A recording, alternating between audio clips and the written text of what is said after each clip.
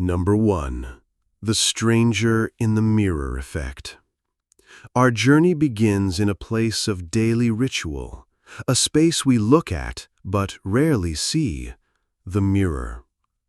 Picture the scene. It is late. The house is submerged in a profound silence, wrapped in the deep, velvet blue of the night. The only sound is the quiet hum of your own thoughts. You are in the bathroom. The light is low, casting long, dancing shadows. You lean into the sink, weary from the day, and meet your own gaze in the glass. You see the familiar architecture of your face, the unique story told in its lines, the tired light in your eyes. But you hold the stare for just a moment longer than usual, and then, without warning, the shift happens. The face looking back at you begins to feel subtly, fundamentally wrong. The instant, automatic recognition of self, that lifelong, unspoken certainty, flickers like a faulty electrical connection. The features are yours, but they suddenly seem assembled, like the components of an intricate mask. The person in the glass is no longer you. It is a stranger. This is the essence of the stranger in the mirror effect. It's not a dramatic, terrifying hallucination, but a quiet, internal decoupling. It is a profound and deeply unsettling feeling that the reflection has a life, a consciousness, entirely separate from your own. You know, intellectually, that it is your face, but you no longer feel that it is you. So, what causes this unnerving glitch in self-perception? One of the most grounded explanations is a process called neural adaptation, or Troxler's fading. Our brain is ruthlessly efficient. To save energy, it learns to stop processing unchanging stimuli. It's why you cease to hear the drone of a fan or feel the glasses on your face. When you stare at your reflection without moving, your neurons begin to ignore the familiar features. Your brain, abhorring a vacuum, fills the resulting void with generalized, almost archetypal information. Your face becomes a blank slate, and the brain's interpretation of it feels strange and unfamiliar. Another layer is mild dissociation, a common human experience under stress, fatigue, or deep introspection. It's the mind's defense mechanism, creating a buffer between your core consciousness and the raw experience of the physical world. In the mirror, this buffer becomes visible. You become the audience, and your reflection becomes the actor, creating that chilling sensation of separation. Perhaps most profoundly, this experience forces us to confront a fundamental question. What exactly is the self?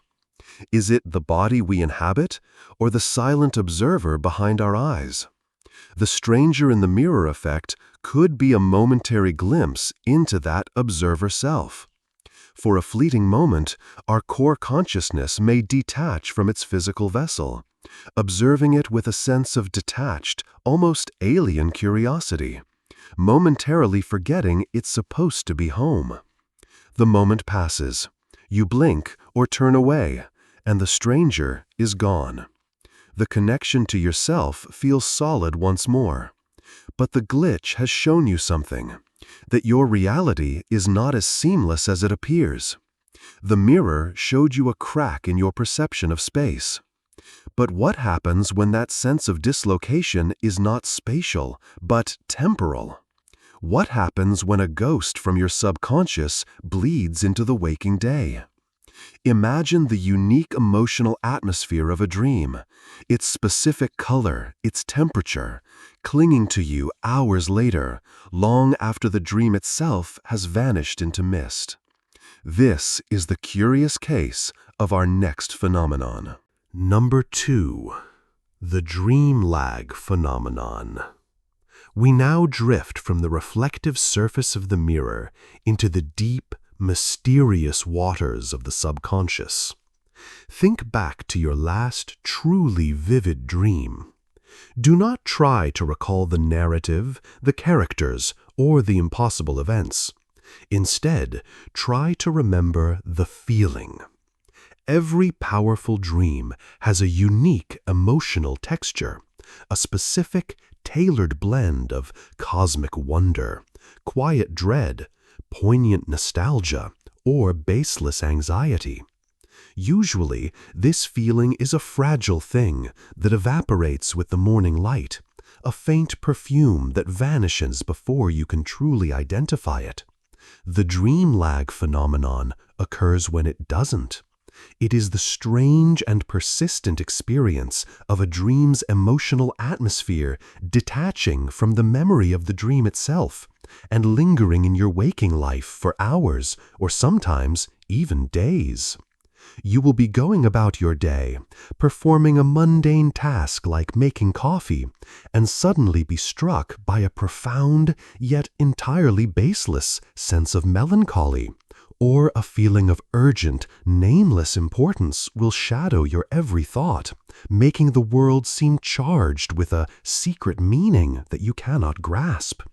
You search your present reality for a cause, but find none. It feels alien, an emotional weather system that has drifted in from another world, a world you just departed. This is the echo of your sleeping mind. It's as if a part of you is still living in the surreal logic of the dream, even as your conscious self navigates the waking world. It suggests the boundary between our two states of existence is far more porous than we believe. The profound emotional processing that happens in our dreams doesn't always stay neatly contained within the sleep cycle. Sometimes it bleeds through. Neurologically, one could theorize this is a small-scale battle between different parts of the brain. The amygdala, the brain's raw emotional center, remains in a state of heightened activation from the dream, continuing to broadcast its emotional signal.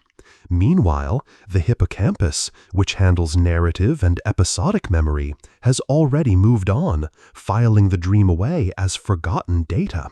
You are left with a signal without a source, a feeling without a story attached. This creates a deeply unsettling internal dissonance.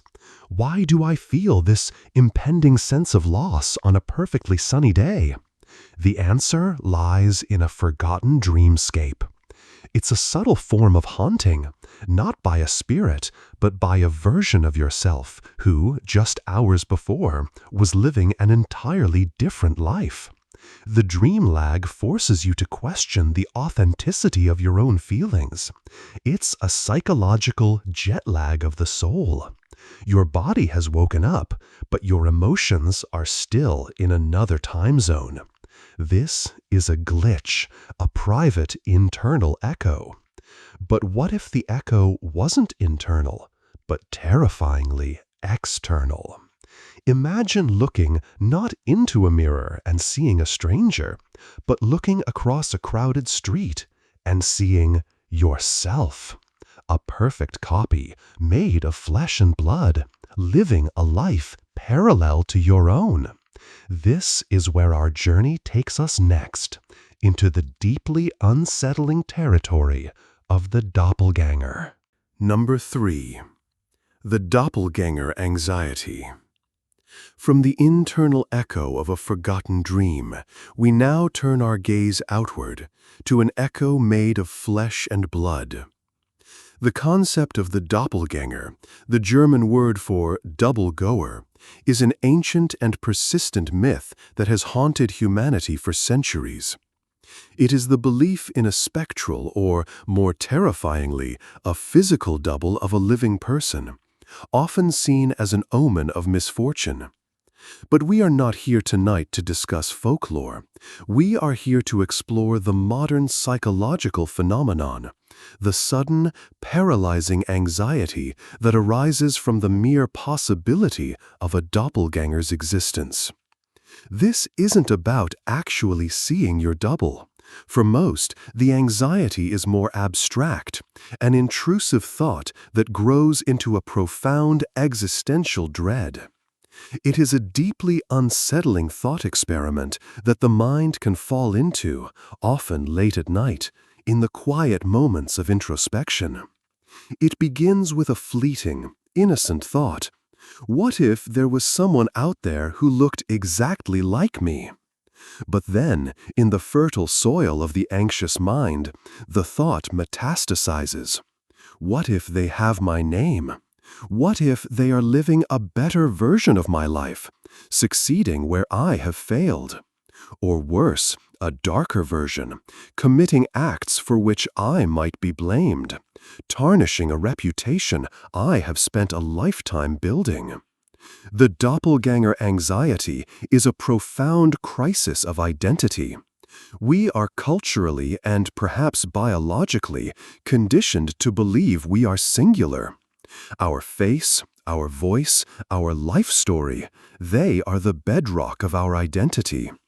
The doppelganger concept is a psychological earthquake that shatters this fundamental assumption. It suggests that our identity is not a unique creation, but merely a reproducible pattern. The anxiety stems from this feeling of being rendered generic, of being demoted from a unique individual to a mere copy. The fear is not of the double itself, but of what its existence implies, that you are not special, that you are, in essence, utterly replaceable. Psychologically, this can be interpreted as an externalization of our own internal conflict. The evil twin trope is a perfect manifestation of what Carl Jung called the shadow self, the parts of our personality we repress, dislike, or fear. The anxiety about a doppelganger doing terrible things is perhaps a thinly veiled fear of our own hidden impulses and capacity for darkness. It's a way for the psyche to grapple with its own duality by projecting one half onto an imaginary other. It could also be rooted in a modern imposter syndrome, that deep-seated worry that we are not truly qualified for our own lives, and that a more competent double could arrive at any moment to take over our job, our relationships, our entire existence. It's a glitch in our perceived uniqueness. The dream lag was a haunting from your own past. The doppelganger is a haunting of your present and a threat to your future. It's a visual anomaly, a paradox of the self. But our senses can be betrayed in more ways than one. Our eyes can deceive us with mirrors and doubles. But what happens when the glitch is not visual, but auditory? What happens when, in a moment of sheer crisis, you hear a voice that is not there? Number 4. The disembodied voice during trauma. We move now from the fear of a sight unseen to the stark reality of a sound unheard by anyone else. Imagine a moment of absolute, life-altering crisis. The sudden, violent shriek of tires, the impossible, deafening crunch of metal in a car accident, or the heart-stopping realization that you are in mortal danger, that the floor beneath you is about to give way. In these moments of pure sensory overload and blinding panic, the thinking mind, the self that narrates your life, shuts down completely. There is only a roaring flood of adrenaline and raw animal instinct. But for some, something else emerges from that internal chaos, a voice. It is calm, clear, impossibly serene, and utterly separate from their own internal monologue of fear. It is disembodied, seeming to come from nowhere and everywhere at once.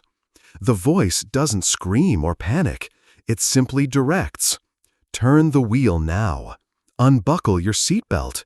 Get out of the house. Jump.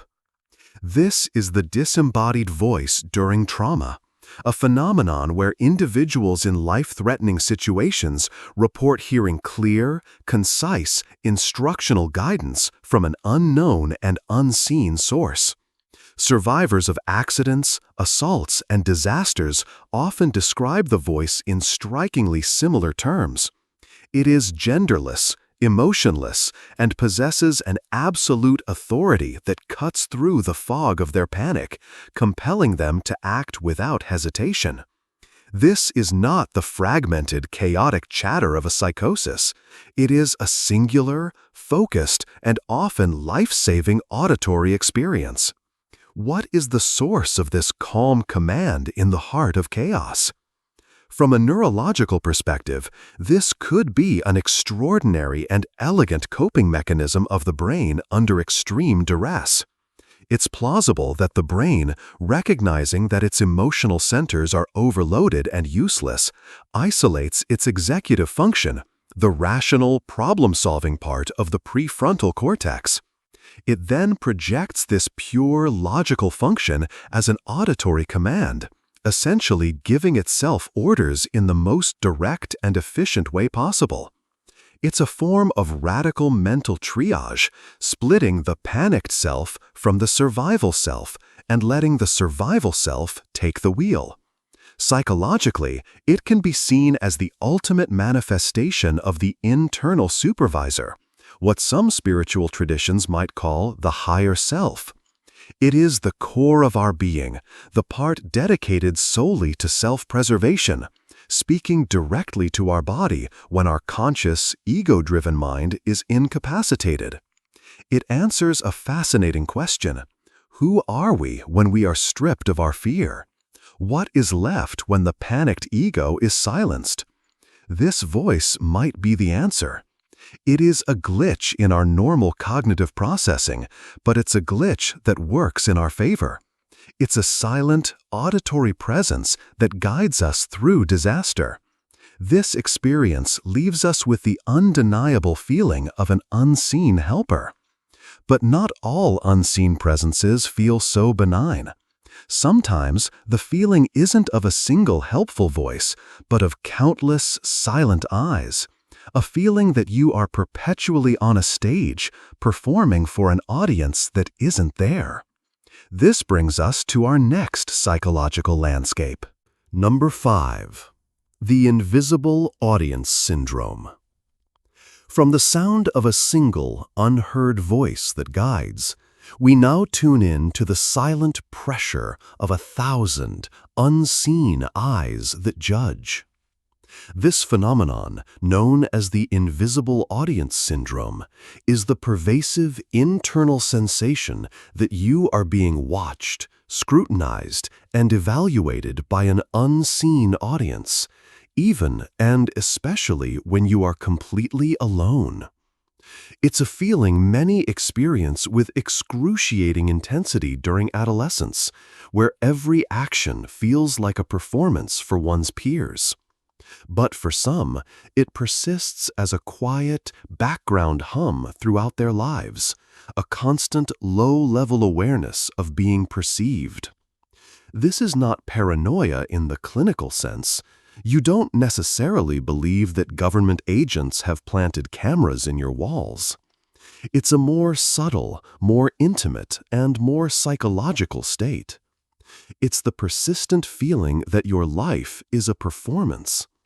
When you're washing the dishes, making your bed, or simply walking down an empty street at night, there's a part of your mind that is curating your actions, as if for an unseen but highly critical audience. You might stand a little straighter or choose your words more carefully in an empty room, catering to this invisible gallery of judges. It's as if a spotlight is perpetually following you, and your every move, every decision, every private moment is being recorded and scored. This syndrome is born from the human brain's profoundly social nature. Our sense of self from a very young age is built in large part on how we believe others perceive us. The invisible audience is essentially an internalization of society itself. It is the imagined judgment of our parents, our peers, our teachers, and our culture, all rolled into one silent, ever-present specter. It's a mental shortcut. Instead of wondering what specific people would think, the brain creates a generalized other whose imagined judgment becomes a constant regulator of our behavior. In social psychology, this is closely related to the spotlight effect, our well-documented tendency to overestimate how much others notice our appearance or actions. The invisible audience syndrome is like living inside that spotlight permanently. While it can be a powerful motivator for pro-social behavior, it can also be a source of profound, gnawing anxiety, creating a feeling that one can never truly relax, never be messy, never be vulnerable, never be authentic, even in the sanctuary of solitude. It blurs the line between public and private life, turning our inner world into a stage. The existence of this syndrome reveals how deeply we are wired for connection and social validation.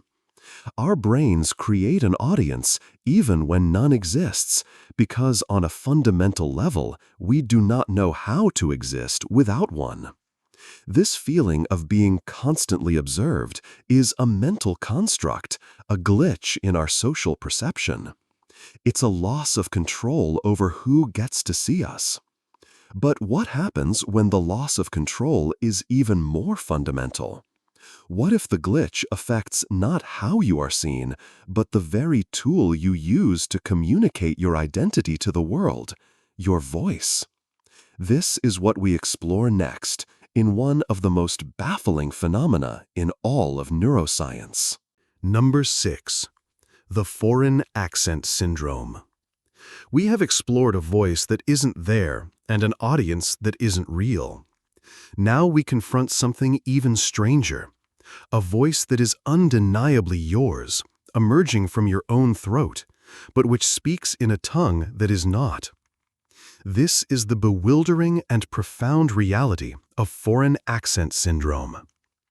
It is an exceedingly rare and startling medical condition where a person, typically after a stroke or a traumatic head injury, suddenly begins speaking their native language in what is perceived by everyone around them as a distinct foreign accent. An American from Ohio with no prior exposure might suddenly sound distinctly British or Irish. A native Japanese speaker might develop an accent that sounds Korean. A lifelong Australian might suddenly speak with the rhythms of a French person. It is crucial to understand that these individuals are not faking it. They have not been secretly watching foreign films or practicing a new accent in private. The change is completely involuntary, profound, and is as baffling and distressing to the speaker as it is to the listener.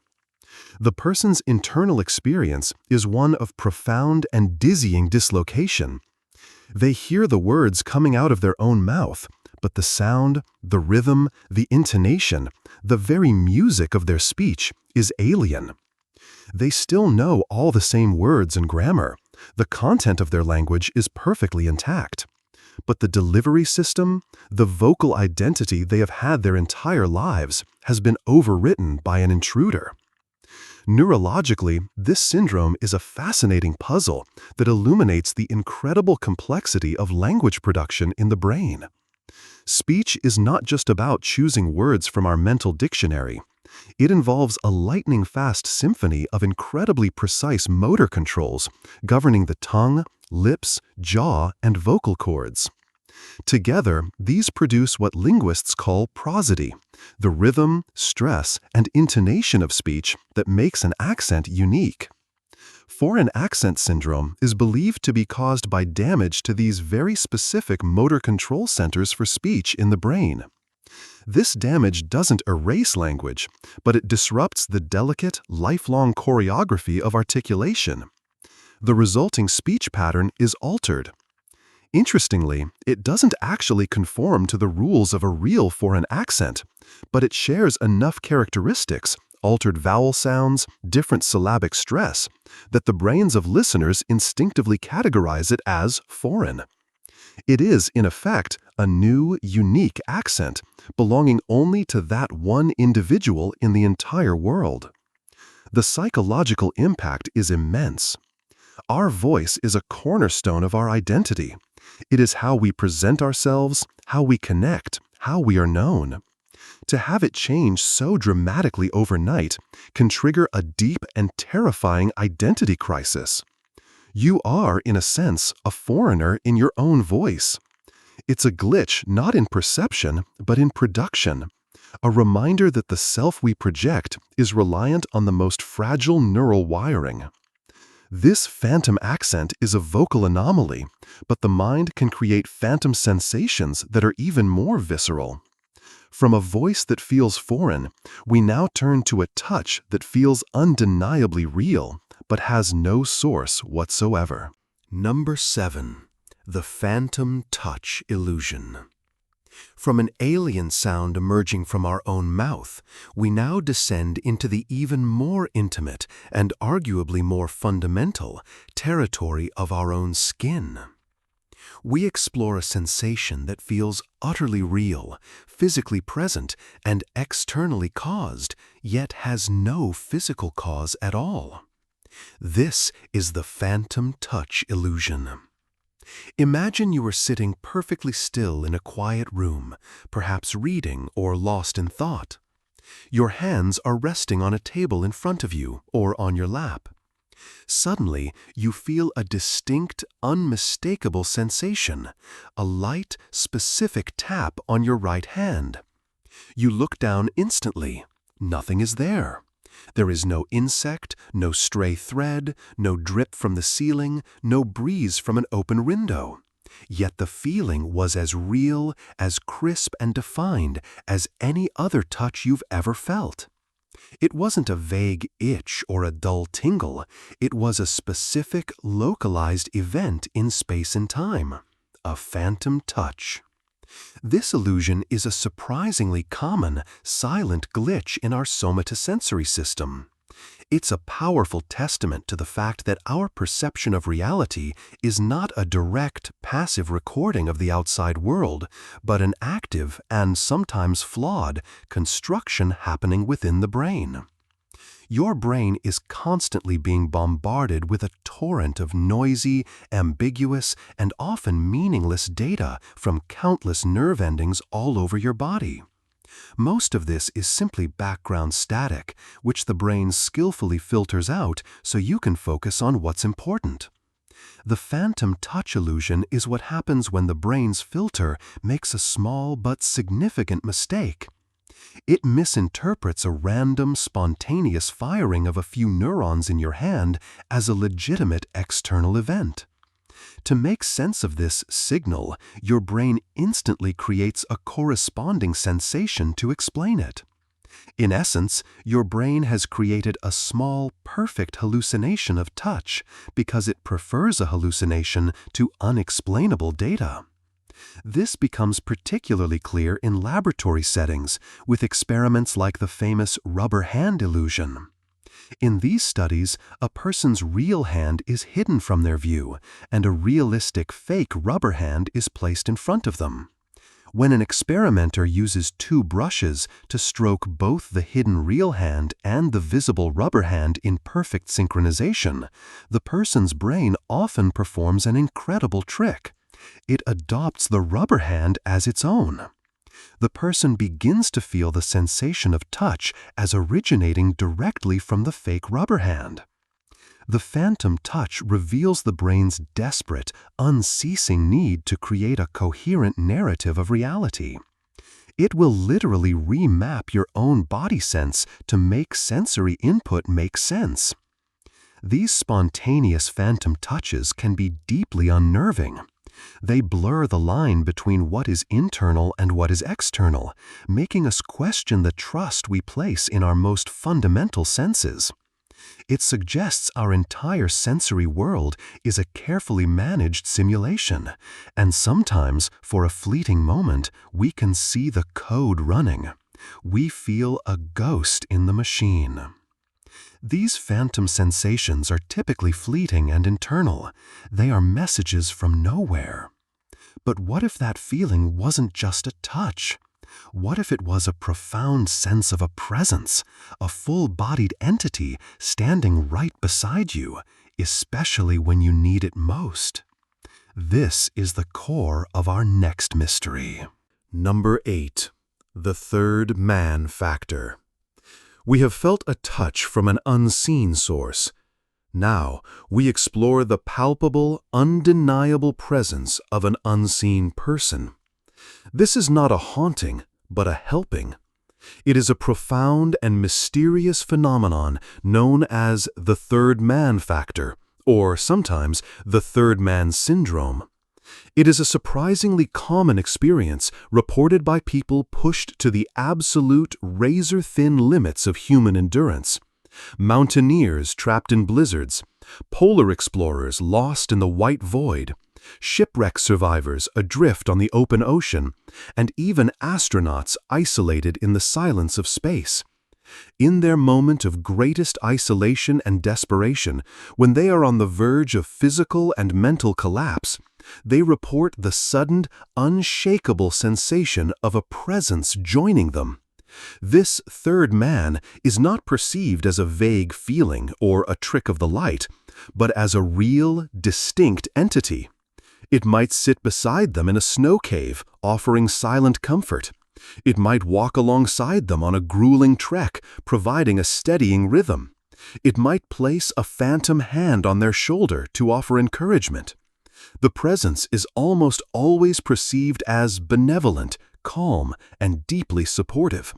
It doesn't usually speak, but its quiet companionship provides a powerful, often life-saving psychological boost, giving the survivor the strength to take one more step, to endure one more hour, to hold on until rescue arrives.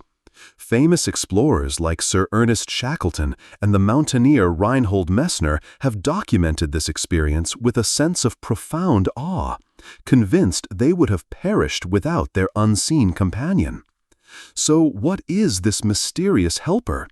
Is it a guardian angel, a spirit guide, a message from a higher plane? Or is it another remarkable glitch of the human mind under extreme, unbearable stress? Psychologists and neuroscientists believe it is likely the latter. They theorize that the third man is a powerful coping mechanism generated by the brain to protect itself from the crushing, fatal weight of solitude and hopelessness. It could be a form of temporary functional bicameralism, a splitting of the consciousness. The brain, knowing it is about to fail, creates an external other to provide the encouragement and guidance that the self is too depleted to muster. It's like the disembodied voice during trauma, but instead of a single instruction, the brain projects a complete, reassuring companion. It is the ultimate externalization of our own will to survive. By creating this presence, we are able to access a part of ourselves we didn't know existed. It is a profound paradox. In our most lonely moment, our brain ensures we are not alone. It is a hallucination, perhaps, but it is a hallucination with a life-saving purpose, a glitch that saves lives. This presence is a distortion in our perception of the present, a helpful fiction. But what if the mind's distortions are not about the present, but about the immediate future? What if we could feel something was about to happen moments before it does? This brings us to a strange and dizzying temporal cousin of déjà vu. Number 9. The Anticipatory Déjà Vu. From a helpful presence in the present moment, we now journey into a puzzling, almost forbidden premonition of the immediate future. We are all familiar with traditional déjà vu, that uncanny and fleeting feeling of having already experienced the present moment. It is a glitch where the present feels like the past. But there is a rarer and perhaps far more unsettling variation, anticipatory déjà vu. This is not the feeling that you have lived this moment before, but the distinct, powerful, and electrifying sensation that you know what is about to happen next. You are in a conversation, and you suddenly know, with absolute and unshakable certainty, the exact phrase the other person is about to say, or the specific gesture they are about to make.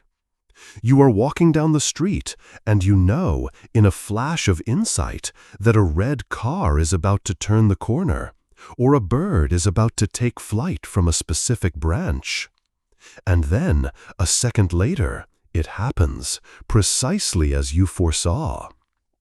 The experience is incredibly brief, lasting only a few seconds, but it is intensely powerful and leaves a lasting impression.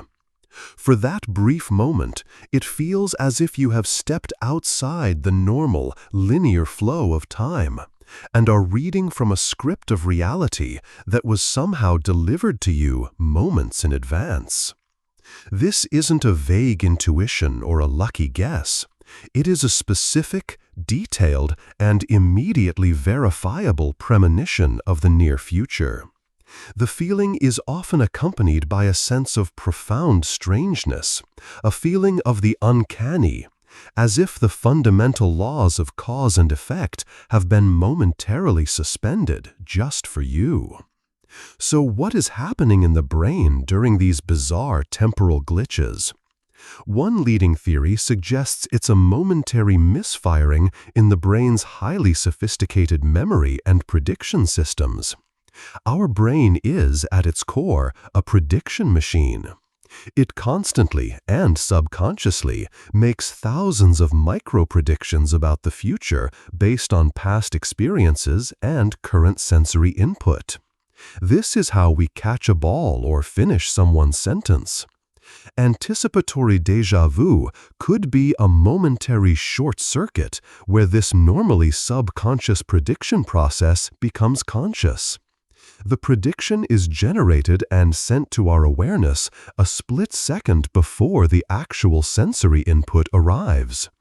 When the event then happens, it feels like a stunning confirmation of a premonition, when in reality, it was just our own brain's prediction engine running ahead of schedule and leaking its results into our conscious thought. Another possibility is related to dreams, sometimes earning it the name déjà rêvé, or already dreamed. It's possible the brain is rapidly matching a current novel experience to a forgotten fragment of a dream memory, creating a powerful but false sense of predestination. Regardless of the mechanism, the experience is a powerful reminder that our perception of time is not a simple linear progression. It is a complex neurological construction. Anticipatory déjà vu is a crack in that construction, a brief, dizzying glimpse into the machinery that builds our temporal reality. It is a mental prediction, a subconscious thought surfacing as a premonition. But the subconscious can express itself in even stranger ways, moving beyond thought and compelling the body to act in ways we cannot consciously control. This leads us to our final phenomenon in this section, a mysterious compulsion written by an unseen hand. Number 10. The mirror writing urge. We have seen the mind predict the future, however fleetingly. Now, we witness the subconscious mind seizing control of the body to write messages from the past, in a script that is both perfectly legible and strangely alien. This is the mystery of the mirror writing urge.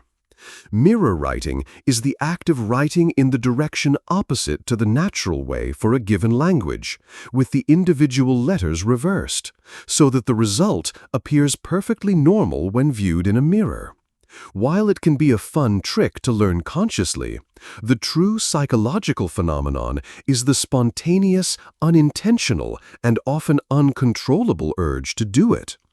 This is most famously associated with the great Renaissance artist and inventor Leonardo da Vinci, whose private notebooks are filled with this cryptic, reversed script. But it also appears commonly in young children who are first learning to write, and, most strikingly, in some individuals after a stroke or a traumatic brain injury, particularly to the left hemisphere of the brain. The urge is described by those who experience it as a compelling, almost automatic impulse. A person will pick up a pen with the full intention of writing a normal left-to-right sentence, and their hand will simply begin forming the letters in reverse, without a conscious decision to do so. They might even have to concentrate intensely or physically fight the urge to write this way. This is not a choice, it is a compulsion. It feels as if another intelligence, another set of rules within the mind, is directing the hand. So why does this happen? The leading theory lies in the brain's beautiful bilateral symmetry. When we learn a complex motor skill like writing, our brain creates a motor program, a detailed neural template for forming each letter. It's believed that the brain, being so symmetrical, doesn't just store the template for writing left to right. It also creates a mirror image template in the opposite brain hemisphere, which is then normally and actively suppressed. The mirror writing urge may occur when this delicate suppression mechanism fails.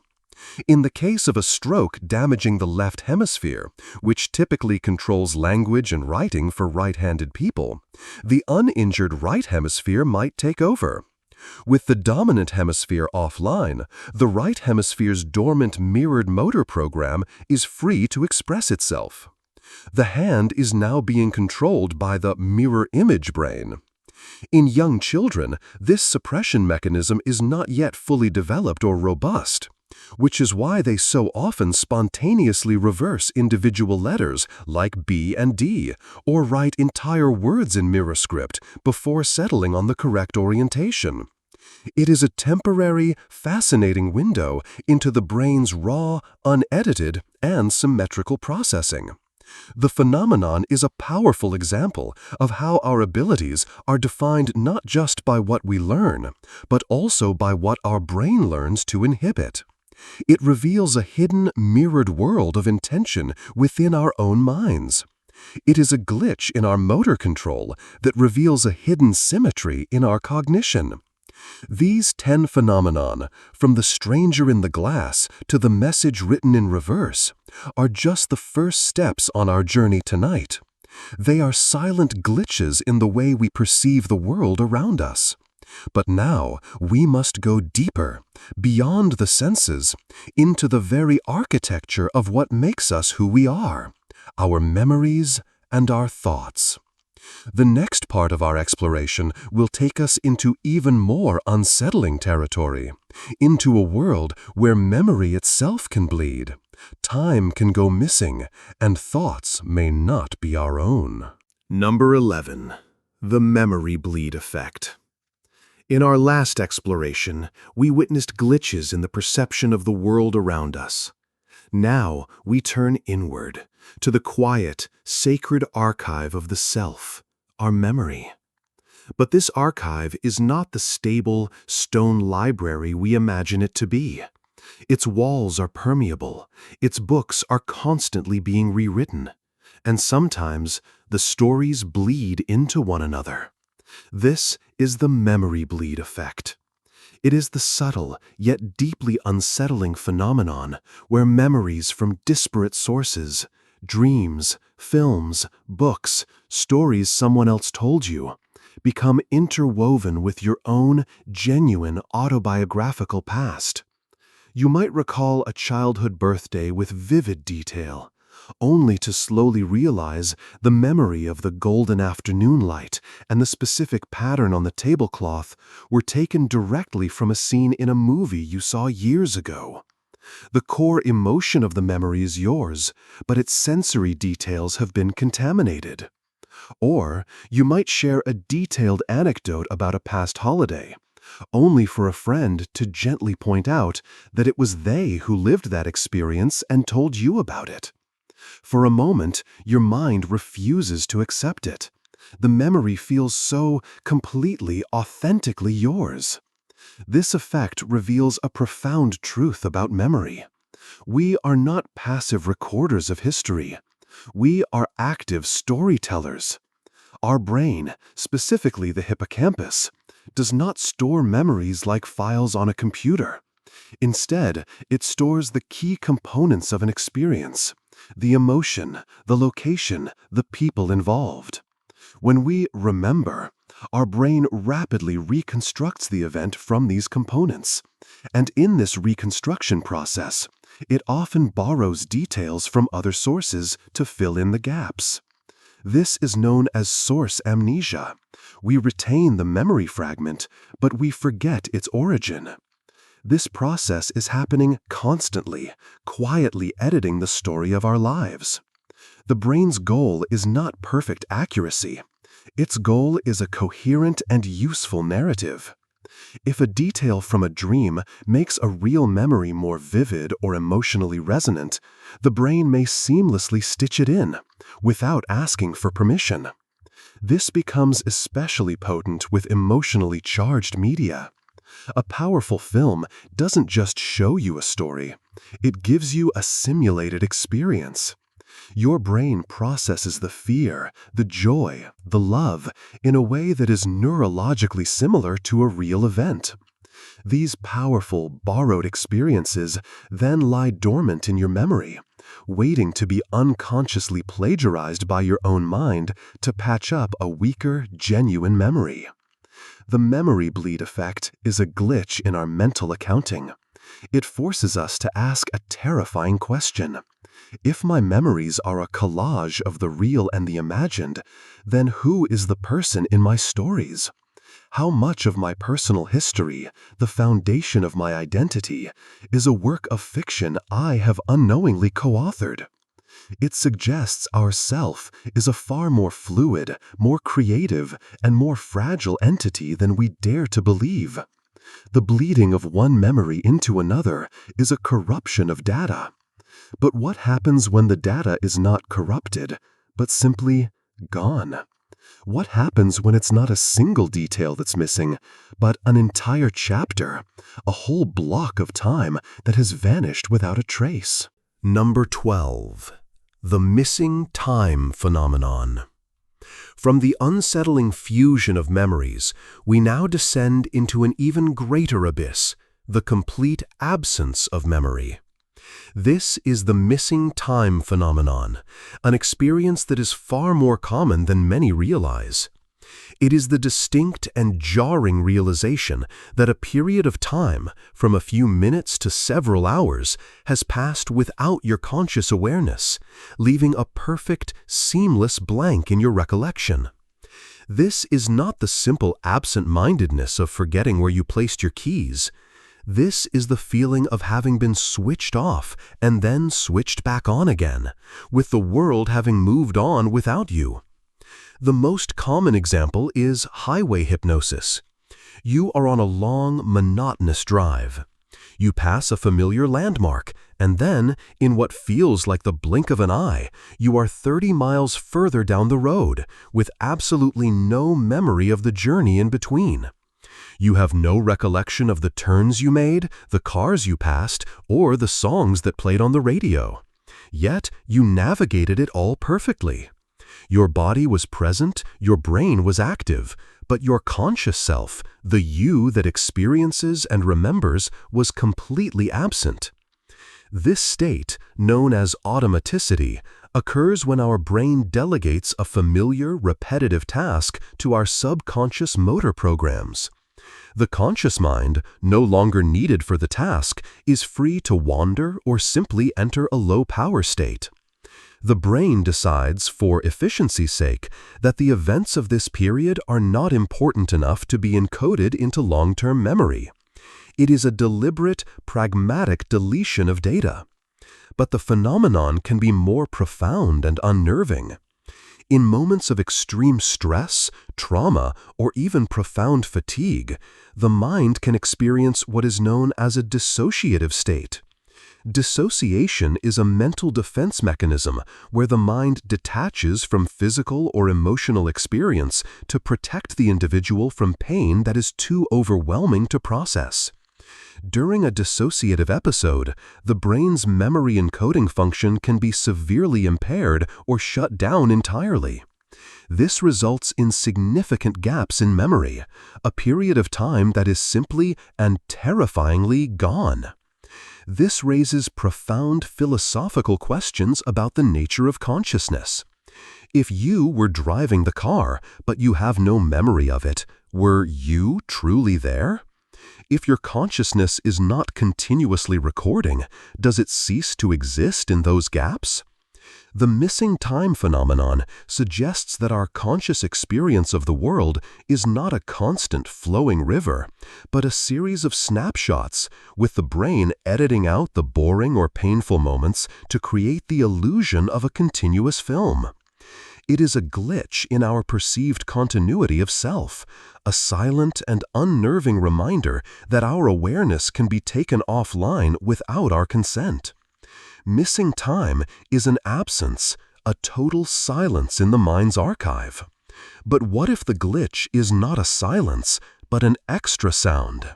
An unexpected presence not in the world outside, but in the most private space there is, the quiet chamber of your own thoughts. Number 13. The voice behind the thought. We have explored the chilling silence of a memory gap. Now we listen for a presence within that silence. We lean into the quiet, internal conversation that we have with ourselves every waking moment, our inner monologue. For most, this internal voice is synonymous with the self. It is simply me thinking. But some people experience a subtle and curious phenomenon. The feeling that their inner monologue has a distinct character, a separate personality. Or, more strangely, the sense that there is another voice, a second presence, listening to and commenting on their own thoughts. This is the voice behind the thought. This is not a clinical auditory hallucination, where one literally hears a voice as if it were coming from outside. This is a purely internal, purely cognitive experience. It is a glitch in the texture and the perceived origin of one's own thoughts. It can manifest in several ways. For some, their internal monologue takes on a specific, unchanging persona. It might feel like a wise old narrator, a harsh inner critic, or a frightened inner child.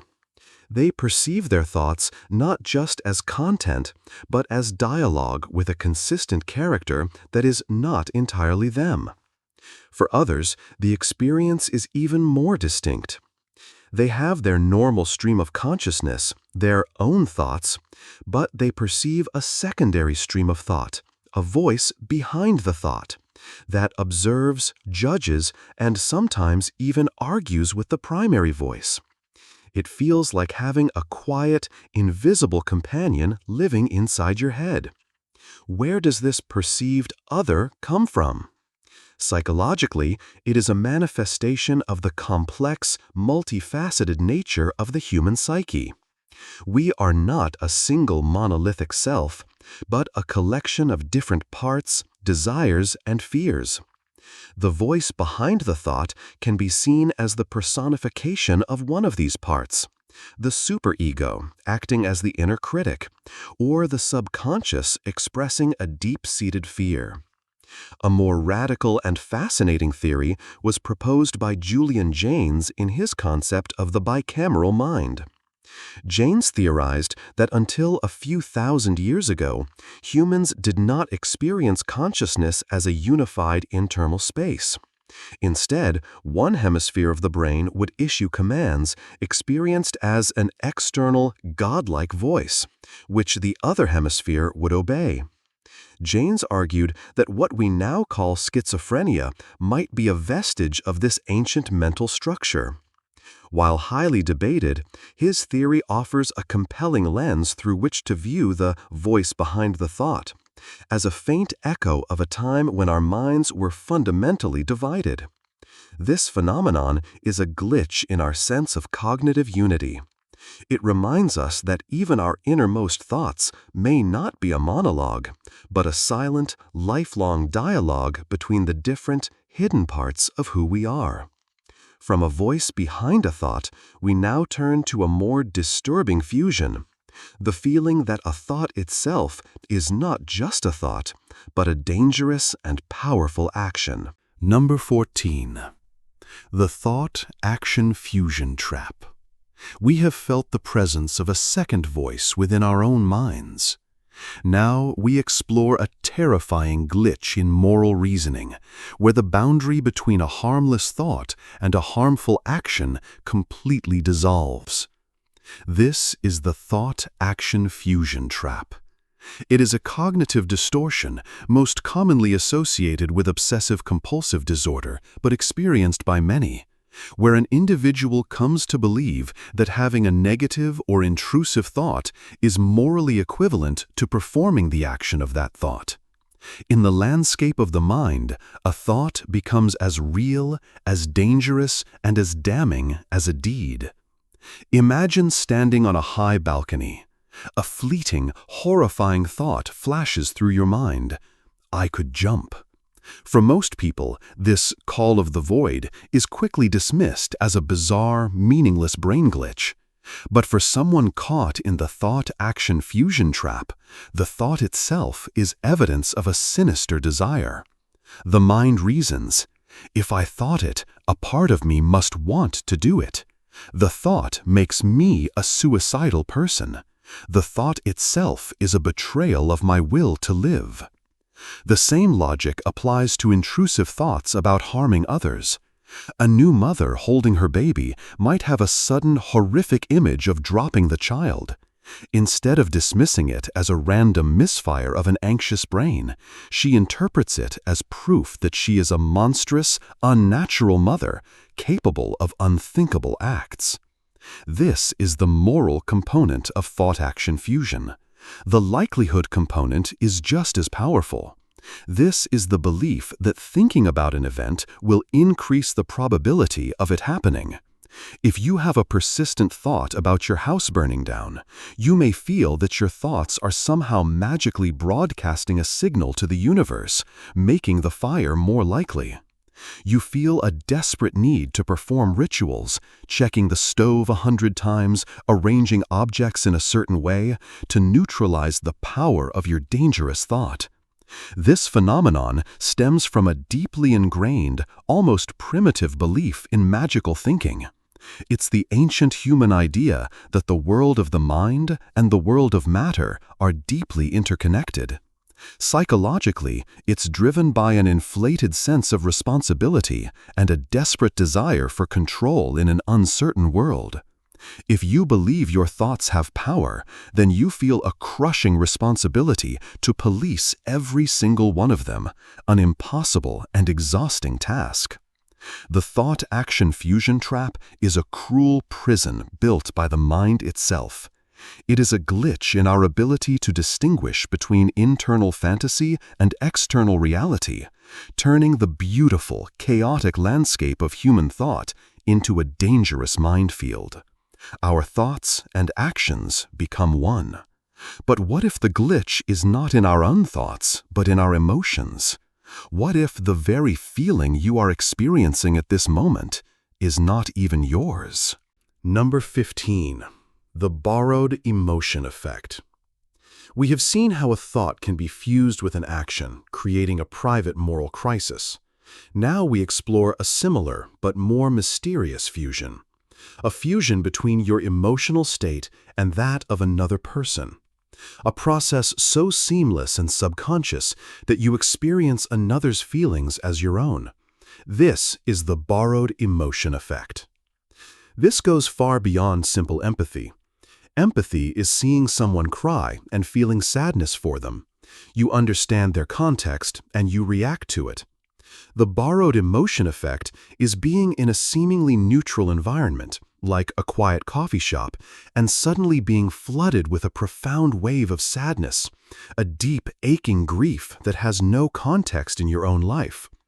You search your mind for a reason, a sad memory, a worry about the future, but you find nothing. The emotion feels alien, baseless. And then you look across the room and see a stranger, silently weeping into their hands. In that moment, you realize the emotion is not yours. You have, in effect, caught it from them. You have borrowed their feeling without their permission and without your own knowledge. This phenomenon is a glitch in the boundaries of the self.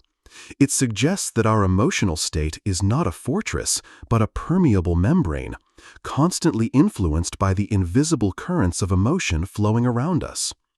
The most likely scientific explanation lies in the fascinating world of mirror neurons. These are brain cells that fire both when we perform an action and when we observe someone else performing that same action. Neuroscientists believe a similar system exists for emotions. When we see a facial expression of sadness, our brain subtly mirrors that expression in our own facial muscles and triggers the corresponding emotional state internally, allowing us to understand the feeling from the inside out. For most people, this process is subconscious and muted. For those who are highly sensitive or empathic, this system might be overactive. They don't just get a small taste of the other person's emotion, they get the full dose. Their brain's mirror system is so powerful that the borrowed emotion can temporarily overwhelm their own. This isn't limited to individuals. It's the basis of emotional contagion, the force that can make a crowd erupt in shared joy or panic. It is the invisible network that binds us together. But when experienced on a personal level, it is profoundly disorienting. It makes you question the very source of your inner world. Is this my sadness or theirs? Am I anxious because of my own problems, or have I absorbed the anxiety of the person next to me on the bus? It's a fundamental confusion of whose emotional life you are currently living. From the quiet act of borrowing an emotion, we now turn to a much louder, more universal compulsion, an urge to act that is not borrowed from another person, but seems to rise up from a deep, dark, and primal place within us all, the strange and inexplicable compulsion to flirt with disaster. Number 16. The compulsion to touch the void. We have felt an emotion that isn't ours. Now we confront an urge that feels both intimately ours and terrifyingly alien. It is a fleeting, yet powerful impulse known by the French as l'appel du vide, or the call of the void. This is the compulsion to touch the void. It is the inexplicable, momentary urge to do the unthinkable, to choose self-destruction for no reason at all. You are standing on the edge of a magnificent cliff or the top of a skyscraper, admiring the view. You are safe. You have no desire to die. And yet, for a split second, a shocking thought whispers through your mind. You could jump. You are driving on the highway, perfectly in control, when a terrifying impulse flickers in your consciousness. You could just swerve into the oncoming traffic right now. You are holding a precious, fragile object, and for a horrifying instant, your hand considers the possibility of simply opening and letting it smash to the ground. This compulsion is not suicidal ideation. It is not born from despair or a desire to end one's life. In fact, it is experienced by happy, healthy people all the time. The feeling is not one of wanting to die, but a dizzying, shocking awareness of your own agency and mortality. It is a moment where your mind confronts its own awesome and terrible freedom. The void calls, and for a second, a part of you considers answering. What is this dark and universal glitch in our survival instinct? The most compelling scientific explanation suggests that it's a paradoxical misinterpretation of a safety signal. As you stand on that high place, your brain's primal, non-conscious survival system instantly fires off a powerful alarm. Danger, high place, step back, Be careful. This signal is incredibly fast and intuitive. A split second later, your conscious, thinking mind receives this powerful alarm signal and asks, "Why am I feeling this intense fear? I'm not planning to jump, so why is my body reacting as if I am?" In that tiny gap of confusion, the conscious mind briefly entertains the very action it is being warned against. The thought, "I could jump," is not a desire. It is your conscious mind trying to make sense of the powerful "do not jump" signal coming from its own subconscious. It is a bizarre affirmation of your will to live. By thinking the unthinkable, your mind is actually checking the system, confirming that you are indeed in control and have no intention of obeying the void's call. It is a deeply personal and visceral confrontation with the line between impulse and action, freedom and survival. It is the mind looking down into the abyss of its own potential and then, thankfully, choosing to step back from the edge. The call of the void is a flirtation with a destructive action. But what if the mind makes a mistake not about action, but about knowledge? What if a simple error, a slip of the finger, accidentally reveals a hidden, meaningful pattern in the fabric of reality? This brings us to the prophetic mistake. Number 17. The prophetic mistake. From the primal call of the void, we now turn to a much quieter, but no less profound, glitch in the matrix of our lives. It is an experience where a simple, mundane error, a clumsy mistake, blossoms into an event of startling and inexplicable significance. This is the prophetic mistake. It is the phenomenon of accidentally dialing a wrong number, only to find yourself speaking to a long-lost friend you were just thinking about. It is sending an email to the wrong recipient, only for that person to be the one individual who holds the key to the very problem you were wrestling with. It is taking a wrong turn down an unfamiliar street, only to stumble upon something or someone that changes the course of your day, or even your life, in a meaningful way. On the surface, it is a simple coincidence, a statistical anomaly. But the experience of a prophetic mistake feels like much more. It feels as if your subconscious mind hijacked your conscious actions, overriding your intended plan to create a more meaningful outcome. It's as if a hidden intelligence within you knew who you really needed to talk to, or where you really needed to be, and orchestrated a mistake to make it happen. This phenomenon plunges us into the heart of one of psychology's great mysteries, synchronicity. A concept famously explored by the psychologist Carl Jung. Synchronicity describes events that are not linked by cause and effect, but by their meaning. A prophetic mistake is a perfect example of a synchronistic event. The act of dialing the wrong number did not cause your old friend to be on the other end of the line. The two events are causally unrelated, yet they are connected by a powerful bridge of meaning in your own mind. So what is happening here? A purely rational explanation would point to confirmation bias and our brain's extraordinary talent for pattern recognition. We make countless small mistakes every day. We misdial numbers, we send garbled texts, we forget things. We ignore the vast majority of these because they are meaningless. But when a mistake happens to line up with a significant thought or need, our brain's pattern detector screams signal. We highlight the event, imbue it with profound meaning, and forget the thousands of meaningless errors that preceded it. The brain, in its relentless search for meaning, creates the prophecy after the fact. And yet, the subjective experience remains powerful, almost magical. It feels like a wink from the universe, a brief moment where the rigid laws of cause and effect seem to become soft and pliable. It suggests that the boundary between our inner world of thought and the outer world of events is not as solid as we believe. It is a glitch not in our actions, but in the perceived laws of probability. A prophetic mistake is a strange and beautiful loop of causality. But what if the loop is not in causality, but in time itself?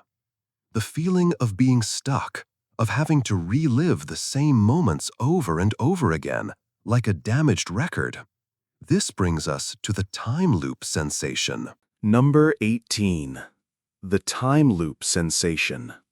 We have seen how a mistake can create a loop of meaning. Now we explore a glitch where the mind itself seems to get stuck in a loop, forcing us to relive a slice of time, not once, but over and over again. This is the time loop sensation. This is a profound and deeply disorienting experience that goes far beyond simple déjà vu. Déjà vu is a fleeting, passive feeling of familiarity with a new experience, the feeling, I have been here before. The time loop sensation is more active, more terrifying. It is the conscious, jarring feeling that you are actively reliving a sequence of events, sounds, and thoughts that just occurred. You might be in the middle of a conversation, and as the other person speaks a sentence, you have the overwhelming conviction that they just said that exact sentence with the exact same intonation a moment ago. The entire scene, the light in the room, the sounds from the street, your own internal thoughts, seems to be repeating on a short, closed loop of a few seconds. For those few moments, you feel like a prisoner of the immediate past, watching a scene replay itself with no way to stop it. This experience can be profoundly frightening as it brings with it a terrifying loss of agency. If time is repeating, are your actions and thoughts predetermined? Are you just a puppet acting out a script that is stuck on repeat? It can feel as if the forward momentum of reality has stalled, and you alone are aware of the glitch. Neurologically, the time loop sensation is not fully understood, but it is thought to be related to a momentary misfiring in the brain's complex memory encoding systems. Specifically, it could be a jam in the mechanism that tags our experiences as new and transfers them from short-term to long-term memory. The brain might fail to properly label an experience as recorded, and therefore it keeps attempting to process and record the same moment of sensory input over and over again. Each time the present moment is processed, it feels like a new event, but it is accompanied by the powerful echo of the previous identical processing cycle, creating the sensation of a loop. This sensation is sometimes reported as a symptom in certain types of temporal lobe epilepsy, where a small seizure can disrupt the brain regions responsible for memory and the perception of time. But it can also be experienced by healthy individuals, particularly in states of extreme fatigue, stress, or even during migraines, where the brain's delicate electrical and chemical balance is temporarily thrown off. It is a glitch in the brain's timeline creation, a momentary stutter in the film of reality. It's a terrifying glimpse of what might happen if the mechanism that propels us forward in time were to break down. Time looping is the experience of reliving the immediate past in the present. But what if we could invert that process entirely? What if we could experience a vivid memory, not of the past, but of the future? Number 19. The Reverse Flashback. We have been trapped in a loop of the immediate past. Now, we break free from the past entirely and leap forward into an even stranger temporal anomaly. We explore the phenomenon of the reverse flashback. A traditional flashback is a sudden, intrusive, and vivid memory of a past event, often a traumatic one. It feels like being transported back in time. A reverse flashback, or flash forward, is the opposite.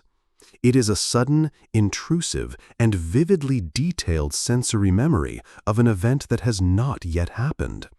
This is not the same as anticipatory déjà vu, which is a fleeting knowledge of what will happen in the next second. A reverse flashback is a much richer, more complex experience. It is a full, multisensory memory of a future moment. You might be doing something mundane, like walking to work, when your mind is suddenly flooded with a complete scene. The specific feel of a worn wooden chair beneath your hands, the smell of old books and dust, the sight of afternoon light streaming through a window you've never seen, and the overwhelming feeling of peace associated with this unknown room. The memory is as detailed and emotionally charged as any real memory from your past. It feels completely authentic, a piece of your own life story. The only problem is, it hasn't happened yet, and you have no idea when or if it will. This creates a profound sense of cognitive dissonance. How can you remember something that does not exist in the past? Where did this memory come from? One possible explanation is that the reverse flashback is an unusually powerful and vivid daydream that, due to its intensity, gets mistakenly encoded by the brain as an episodic memory. Our minds are constantly creating simulations of the future, planning and imagining possibilities. A reverse flashback could be one such simulation that is so detailed and emotionally resonant that the brain's source monitoring system makes a mistake and files it in the past events cabinet instead of the imagined futures folder. It could also be a fragment of a forgotten dream resurfacing into consciousness. Dreams often create bizarre and novel scenarios with intense emotional weight. If a fragment of such a dream enters our waking thoughts, it could feel like a memory, and because it doesn't match any past experience, the mind might interpret it as a memory of the future. The experience leaves the individual in a strange state of anticipation. They are now carrying a memory of a future they may or may not live. They might spend years wondering if they will ever find themselves in that room with the worn wooden chair, waiting for reality to catch up with their own mind. It is a glitch in the very directionality of memory, a suggestion that the stories of our lives may not be written in strictly chronological order. A reverse flashback imprints a future event upon our mind. But can a physical place hold an imprint of the past? What if you could walk into a room and feel the powerful, lingering residue of an emotion left behind by others? Number 20. The emotional imprint room. From a memory of the future, we now return to the present moment, but a present that is mysteriously saturated with the emotions of the past. We explore a common, yet deeply strange experience. The feeling of walking into a space and being immediately struck by a powerful emotional atmosphere that does not belong to you. This is the phenomenon of the emotional imprint room. Imagine you are viewing an old house. You walk through several rooms that feel neutral, just empty spaces.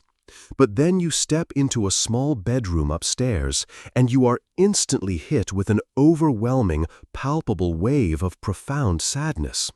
The air feels heavy, thick with a grief that is almost suffocating. There is nothing in the room to suggest a reason for this feeling, no sad pictures, no somber colors. It is an invisible but powerful emotional charge that seems to be baked into the very walls of the room. Conversely, you might walk into a simple, unassuming kitchen and feel an inexplicable sense of pure, unadulterated joy, a feeling of warmth and laughter that seems to echo in the silence. You are feeling what seems to be a residual emotion, an imprint left behind by a powerful event or a long period of intense feeling that occurred in that very spot. What is happening in these moments? The purely scientific explanation points to our incredibly sensitive and largely subconscious sensory perception. Our brains are constantly processing a huge amount of data below the level of our awareness.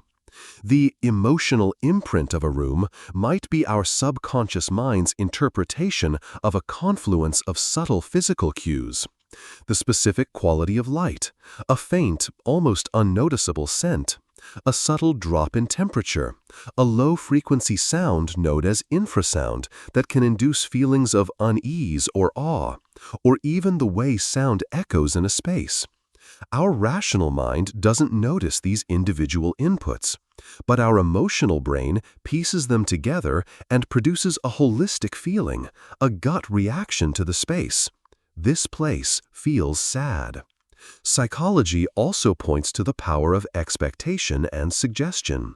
If we are told a house is haunted, we are primed to interpret every creak and shadow as evidence of a ghostly presence. Similarly, the architectural features of a room, a low ceiling, a narrow hallway, can be subconsciously associated with feelings of being trapped or oppressed. And yet, the subjective experience often feels far more direct and mysterious.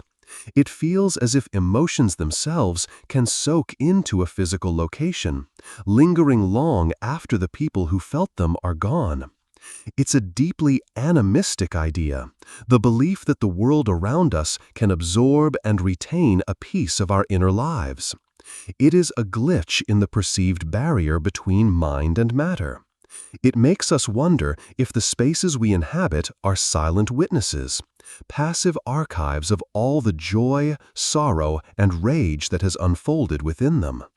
We have now journeyed through the fractured landscapes of our memories and thoughts, where time bends, feelings are borrowed, and rooms hold echoes of the past. But these glitches are still, in a way, happening to a coherent, individual self. What happens when the very foundation of that self begins to crumble? When the question is no longer, what am I remembering, but who am I? This is where our journey must go next, into the chilling territory of identity meltdowns and the fractured self. Number 21. The shifting self effect. In our previous explorations, we have treated the self as a stable entity, a central observer witnessing glitches in perception and memory. But now we must question that core assumption. We begin our descent into the fractured self by examining a phenomenon that suggests our identity is not a solid, unchanging monolith, but a fluid, shimmering, and constantly changing state. This is the shifting self effect. On a simple level, we all experience a version of this. The person you are with your oldest friends is not the exact same person who sits in a corporate meeting. The self you inhabit when you are with your parents is different from the one that emerges when you are completely alone. We are social chameleons, subtly altering our personality, our humor, and our expressions to fit our environment. The shifting self-effect, however, describes a more profound and jarring version of this. It is the internal experience of feeling like a radically different person from one day to the next, or even from 1 hour to the next, without a clear external trigger. One morning, you might wake up feeling confident, articulate, and driven, a version of yourself you recognize as the ideal self. But by the afternoon, for no discernible reason, that self has completely receded, replaced by a self that is timid, insecure, and plagued by self-doubt. The shift feels seismic. It's not just a mood swing. It's a fundamental change in your core personality, your capabilities, and your way of seeing the world. The confident self cannot understand the timid self's fears, and the timid self cannot access the confident self's strengths. They feel like two different people inhabiting the same body, taking turns at the control panel. Psychologically, this can be understood through the lens of ego states, or parts psychology. These models propose that our personality is not a single unit, but a collection of different parts or sub-personalities, each developed to handle different aspects of our lives. We have a child part, a protector part, an achiever part, and so on.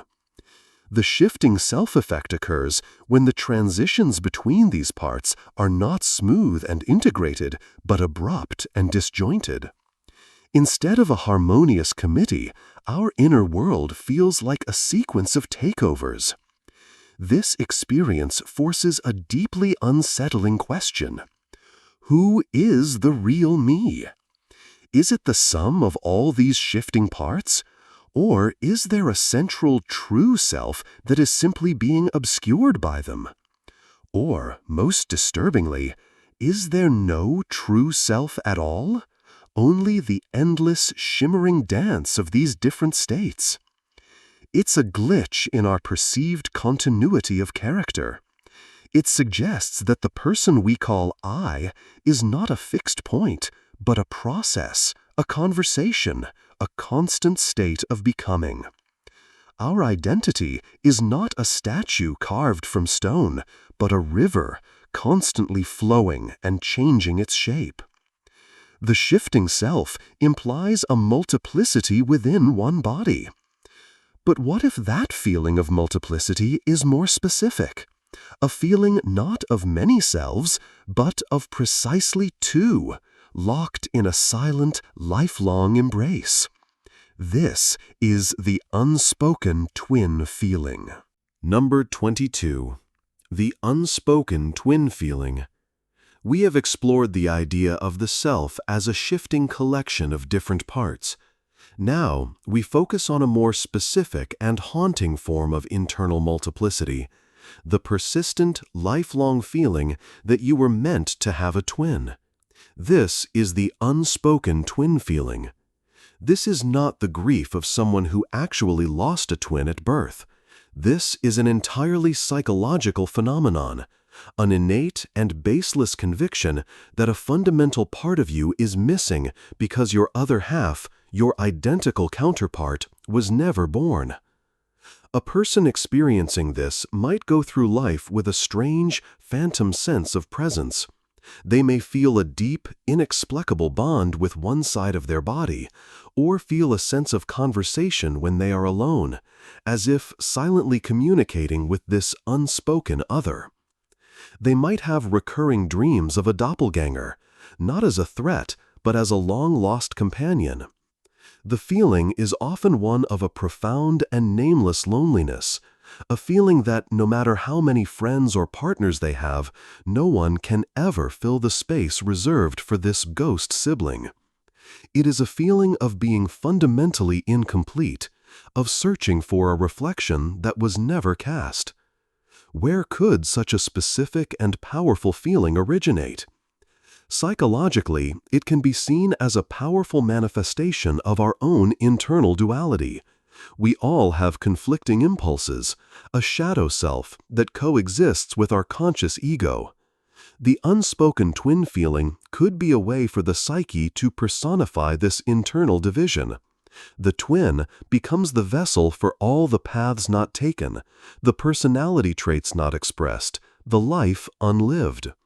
It is a romantic and often melancholic symbol of our own inner otherness. Another fascinating theory connects to the brain's inherent symmetry. Our brain is composed of two hemispheres, each a near mirror image of the other, joined by the corpus callosum. In a way, we already have a physical twin within our own skull. The unspoken twin feeling could be a psychological projection of this mirrological reality, a misinterpretation of the brain's own bilateral nature. It might also have roots in a very early prenatal phenomenon known as vanishing twin syndrome, where one of a pair of twin fetuses is miscarried and reabsorbed by the mother's body, often without her knowledge.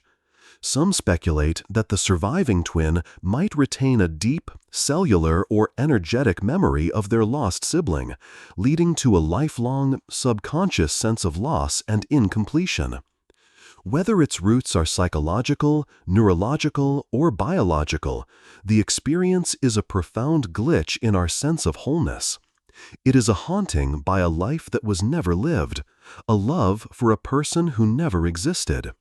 It is the ultimate search for a missing piece of one's own soul. This feeling of an unspoken twin implies a dual consciousness. But what if the problem is not a dual consciousness, but a complete absence of it?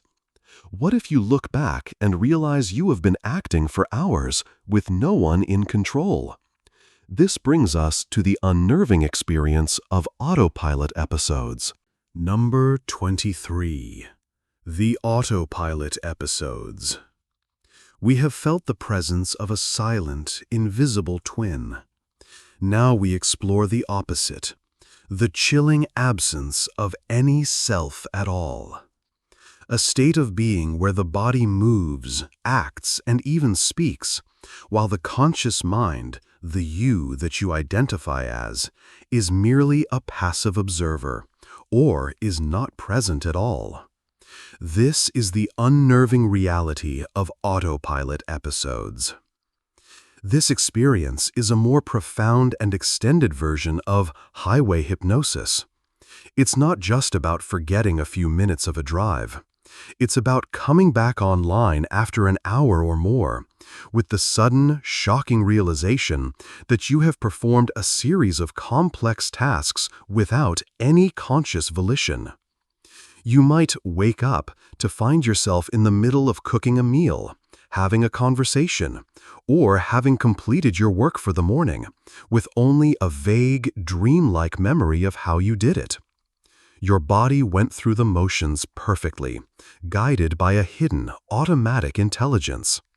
The conscious self was simply not at the controls.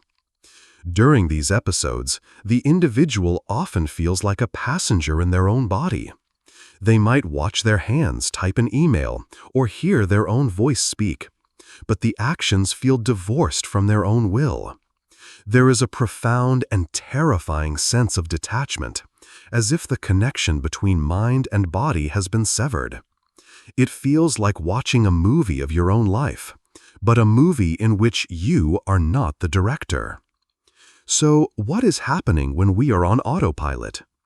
Neurologically, this is a state of extreme automaticity, often triggered by routine, fatigue, or stress. The brain, in an effort to conserve precious mental energy, hands over control of well-rehearsed behaviors to the basal ganglia and cerebellum, older parts of the brain that manage habits and motor control. The prefrontal cortex, the seat of our conscious awareness and executive function, essentially goes into a low-power mode. You are still functioning, but you are functioning on habit, not on conscious will. Psychologically, these episodes are a form of dissociation.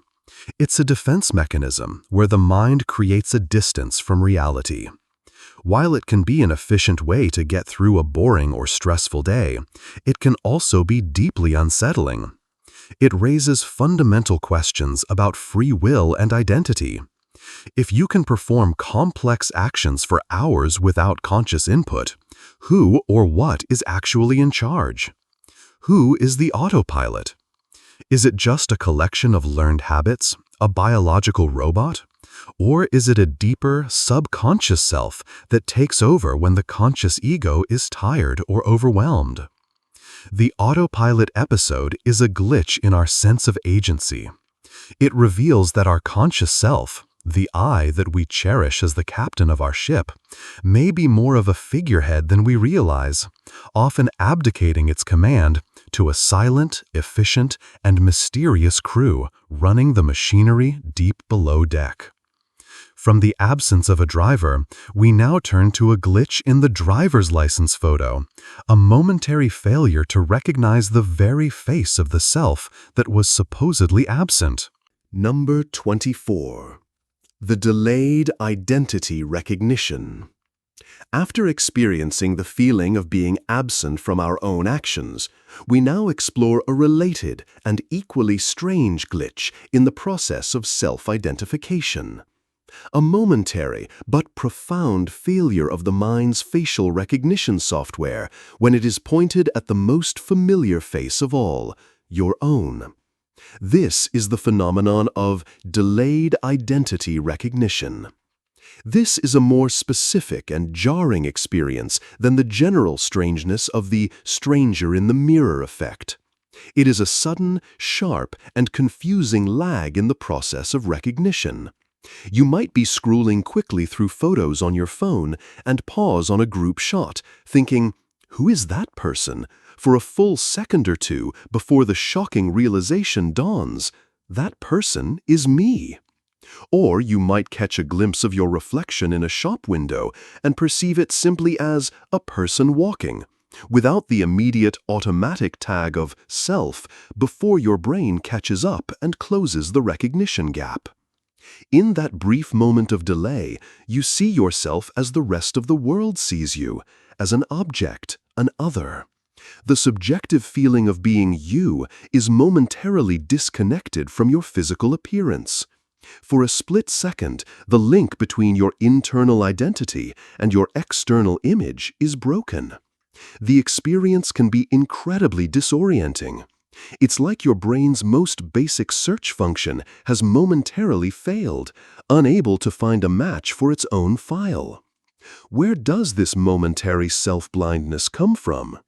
Neurologically, it's likely a tiny misfire in a specialized brain region called the fusiform face area, which is highly tuned to recognizing faces. This area works at lightning speed, usually identifying familiar faces in a fraction of a second. A delayed recognition could be a momentary processing hiccup, a tiny buffer overflow caused by fatigue, distraction, or simply an unexpected context. You don't expect to see yourself in that particular photo or that specific reflection, and for a moment, the brain's prediction models are thrown off. Psychologically, it can also be tied to our own changing self-perception. Our internal self-image, how we feel we look, doesn't always keep up with the slow, gradual changes of aging or even day-to-day fluctuations in our appearance. When we see a photo that doesn't quite match our internal template, the brain might hesitate before confirming the match. Is that really me? I don't feel like that person. It's a confrontation with the objective reality of our appearance versus the subjective feeling of our identity. The delayed identity recognition is a glitch in the brain's About Me page. It is a brief, unnerving crack in the foundation of self-awareness. A reminder that even our most fundamental knowledge, "I am me and that is my face," is an active, fragile process, not a static fact. This glitch is a momentary distance from one's own image. But what happens when that feeling of distance expands, moving beyond your reflection and enveloping your entire existence? Number 25. The sudden distance from your own life. We have experienced a momentary delay in recognizing our own face. Now we zoom out, from a single image to the entire canvas of our existence. We explore a profound and often terrifying state of detachment where you suddenly feel like a complete stranger to your own life. This is the sudden distance from your own life. This phenomenon, known clinically as depersonalization and derealization, is one of the most unsettling glitches of the human psyche. It often strikes without warning. You could be sitting at your own kitchen table, looking at your own hands, surrounded by your family, when a profound sense of unreality descends like a glass wall between you and your experience. Suddenly, your hands don't feel like your own. The voices of your loved ones sound distant and muffled. The room, which you have been in 1,000 times, feels unfamiliar, like a movie set. You know, intellectually, that this is your life. You can recite the facts. This is my house. This is my family. This is my job. But you have lost all emotional connection to this knowledge. The feeling is gone. The sense of mineness that normally accompanies our lives has evaporated, leaving a cold, terrifying void. You feel like a spectator, an alien consciousness that has been dropped into someone else's existence, forced to watch a movie of a life that is supposed to be yours. This is not an intellectual delusion. It is a profound sensory and emotional shift. The world loses its salience, its emotional color and weight. It feels flat, two-dimensional, and meaningless. This experience is the brain's emergency brake, a radical defense mechanism against overwhelming stress, anxiety, or trauma. When reality becomes too painful or threatening, the brain can choose to disconnect from it. It numbs the emotional circuits, creating a psychological distance to protect the core self from being shattered. While protective in the short term, the experience itself is a source of intense anxiety. It can lead to a terrifying feedback loop. You feel detached, which makes you anxious about your sanity, and that anxiety deepens the state of detachment. It is a glitch in the very mechanism that makes reality feel real. It is the subjective experience of becoming a ghost in your own existence. It forces us to realize that our connection to our life story, our feeling of being at home in our own world, is a fragile and active process, one that requires a constant emotional glue to hold it together. When that glue dissolves, we are left floating, untethered from everything we hold dear. This is the feeling of becoming a stranger to your life. But what happens if we return to the mirror? And this time, we don't turn away from the stranger, but stare deeper, until the very concept of a face breaks down completely. Number 26. The Mirror Gaze Breakdown. We return now to where our journey began, the mirror. But this is not the subtle, quiet experience of seeing a stranger. This is an active, intentional exploration that pushes the boundaries of perception until they shatter. This is the mirror gaze breakdown. This phenomenon is a more intense, self-induced version of the stranger in the mirror effect. It happens when you intentionally stare at your own reflection, specifically your eyes, in a dimly lit room for an extended period, often several minutes. What begins as a simple act of observation descends into a cascade of profound perceptual distortions. At first, you might experience the familiar feeling of your face becoming strange or alien. But as you continue to stare, something more dramatic occurs. Your facial features may begin to warp and melt. Your eyes might seem to grow larger and darker. Your nose might contort. Your mouth might twist into an unfamiliar expression. The face in the mirror may shapeshift, morphing into the face of an old man, a child, an animal, or a monstrous archetypal being. It can feel as if you are cycling through 1,000 different identities. If you persist, the breakdown can become even more complete. The face can dissolve entirely, replaced by a shimmering void or a field of static. The sense of self, the feeling that you are the one looking in the mirror, can completely disintegrate, leaving only a sense of pure disembodied awareness, observing a meaningless, shifting image. The experience can be both terrifying and transcendent. What is happening during this intense psychological experiment? This is a powerful demonstration of the principles we discussed earlier, pushed to their absolute limit. The main driver is Troxler's fading, the neural adaptation to an unchanging stimulus. As you stare, your neurons cease to report the stable features of your face. But the brain, particularly in a state of focused attention and low light, does not like a vacuum. It begins to fill in the perceptual gaps with other information, fragments of memory, archetypal images from the collective unconscious, or even random neural noise. The brain is desperately trying to make sense of the fading signal, and so it projects a series of best guesses onto the canvas of your face. The dim lighting is crucial as it creates ambiguity, giving the brain more creative license to invent what it cannot clearly see. This is not a supernatural event. It is a direct confrontation with the creative and sometimes chaotic nature of your own perceptual system. You are watching your own brain's predictive coding engine go haywire in real time. The mirror gaze breakdown is a voluntary glitch, an intentional dismantling of the self.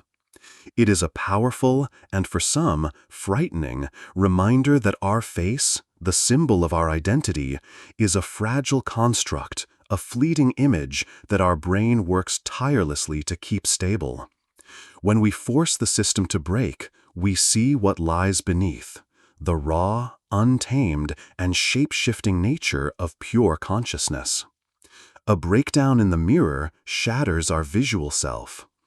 But what happens when the memory of our visual self becomes shattered? When we remember our own past not through our eyes, but from the outside looking in? Number 27. The fragmented first-person memory. We have shattered our own reflection in the mirror. Now, we explore a similar fragmentation in the mirror of the mind, our memory.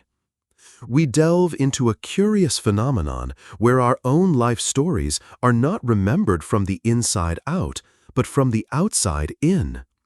This is the fragmented first-person memory. Think about your most vivid memories from childhood.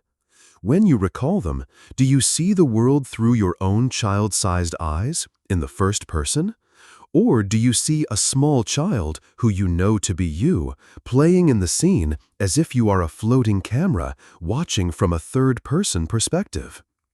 Many people are shocked to discover that a significant portion of their autobiographical memories are stored in this third-person format. You remember your 5th birthday party not by looking out at the cake and the guests, but by watching a small version of yourself blow out the candles. It feels like watching a home movie that was never filmed. How is this possible? How can we have a memory of an event from a perspective we never actually occupied? This is a profound glitch in memory reconstruction, and it reveals how creative and narrative-driven our memory truly is. A leading theory is that these third-person memories are not the original memory recordings. They are reconstructions. Over time, as we retell our life stories to ourselves and others, and as we look at photographs and watch home videos, our brain gradually edits the original first-person memory. It creates a more coherent, story-like narrative by placing us as the central character in the scene. It's easier to build a narrative around a protagonist that we can see. So, the brain takes the raw first-person data and reframes it from an observer's perspective, creating a more cinematic and comprehensible story of our own past. This process can be particularly pronounced for memories of trauma. As a protective mechanism, the brain may distance the individual from the raw, painful first-person experience by encoding the memory from a detached, third-person viewpoint. It turns a traumatic experience that happened to me into a traumatic story that happened to that person, creating a crucial emotional buffer. This phenomenon challenges our very definition of what a memory is. It suggests that our memories are not pure, unedited recordings of the past, but are living, breathing narratives that are constantly being updated, reframed, and directed by the storyteller of the present moment. The I who remembers is also the editor of the film. This raises a crucial question. If we can change the perspective of our memories, what else can we change? How much of our remembered self is an accurate reflection, and how much is a character we have created? Our identity is built upon the foundation of these memories. If the memories are fragmented and reframed, then what does that say about the self they support? A fragmented memory is a sign of a divided self. But what if the self isn't just divided, but is actively leaking? absorbing the traits of others until its own borders begin to dissolve. Number 28. The Personality Leak Syndrome. We have seen how our memories can be fragmented, remembered from an outside perspective. Now we explore a glitch where our very personality seems to lose its solid container, leaking out and blending with the personalities of those around us. This is the Personality Leak Syndrome. This is a more intense and prolonged version of the natural human tendency to mirror others. We all subconsciously adopt the mannerisms, speech patterns, and even moods of the people we spend time with. But the personality leak syndrome describes a state where this process becomes so extreme that the individual feels they are losing their own core identity. A person experiencing this might find that after spending a few hours with a charismatic and opinionated friend, they have not only adopted their friend's gestures and phrases, but also their opinions and beliefs, even if those beliefs contradict their own. They might find themselves arguing a point they don't truly agree with, simply because they have absorbed the emotional certainty of the person they were just with. The leak can be even more subtle. They might notice they are starting to laugh like a favorite coworker, or use the same unique vocabulary as a character from a television show they have been binge-watching. The effect is cumulative. After a week of intense social interaction, they may feel like a collage of other people, a patchwork quilt of borrowed traits, with no clear sense of their own original pattern beneath. They look in the mirror and ask, "Where did I go?" This phenomenon is a fascinating look at the power of our social brains and the mirror neuron system. This system, which helps us learn and empathize by mirroring the actions and feelings of others, might be overactive in some individuals. Their brains are so adept at creating internal simulations of other people that the simulation can temporarily override their own native programming. The boundary between simulating other and being self becomes blurry and permeable. Psychologically, this can be linked to having a weaker or less defined sense of self to begin with. Individuals who are uncertain of their own beliefs and values may be more susceptible to adopting the stronger frameworks of those around them. It is a form of unconscious social camouflage, an attempt to blend in and create connection by becoming more like the other person. While it can foster harmony, it comes at a great cost, the erosion of one's own authenticity. The personality leak syndrome is a glitch in our identity's firewall. It suggests that our personality is not a static, internally generated monolith, but a highly dynamic and porous system, constantly in dialogue with and being shaped by the other minds it encounters. We are, in a very real sense, created by our relationships. Our personality can leak. But what if the glitch is even more fundamental? Not a mismatch between you and others, but a profound mismatch between your mind and the very body it inhabits. Number 29. The Mind-Body Mismatch Experience. We have felt our personality leak into others. Now we confront a profound internal division, not between people, but between mind and flesh. A deep, unsettling feeling that the body you inhabit is fundamentally wrong for you. This is the mind-body mismatch experience. This is not about simple body dissatisfaction, like wishing you were taller or had different colored eyes. This is a much deeper, more primal sense of alienation from your own physical form. It is the feeling that your body is an ill-fitting vessel, a foreign object that you are tethered to against your will. A person experiencing this might look at their own hands and feel a sense of strange detachment, as if they are looking at the hands of a stranger. They may feel that their physical movements are clumsy and unnatural, as if they are piloting a machine for which they have lost the instruction manual. The very sensations of the body, hunger, fatigue, pain, can feel like external impositions, not integral parts of their own experience. This phenomenon can be understood through the brain's body map, a complex neural representation of our physical self known as proprioception.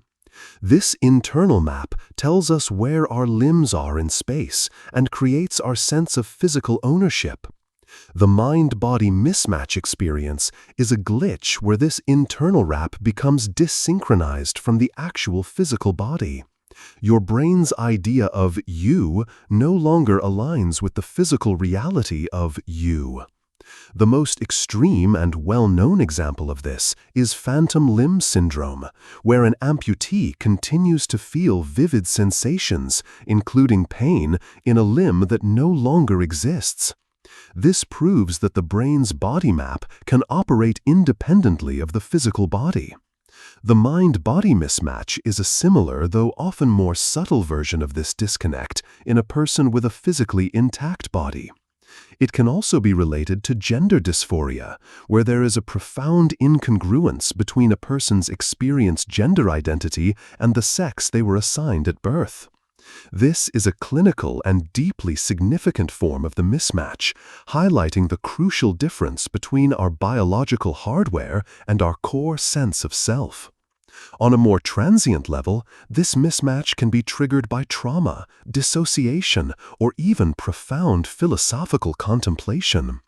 It is a raw confrontation with the mind-body problem. Am I my body, or am I a consciousness that inhabits a body? The experience, while deeply disorienting, forces this question into the foreground.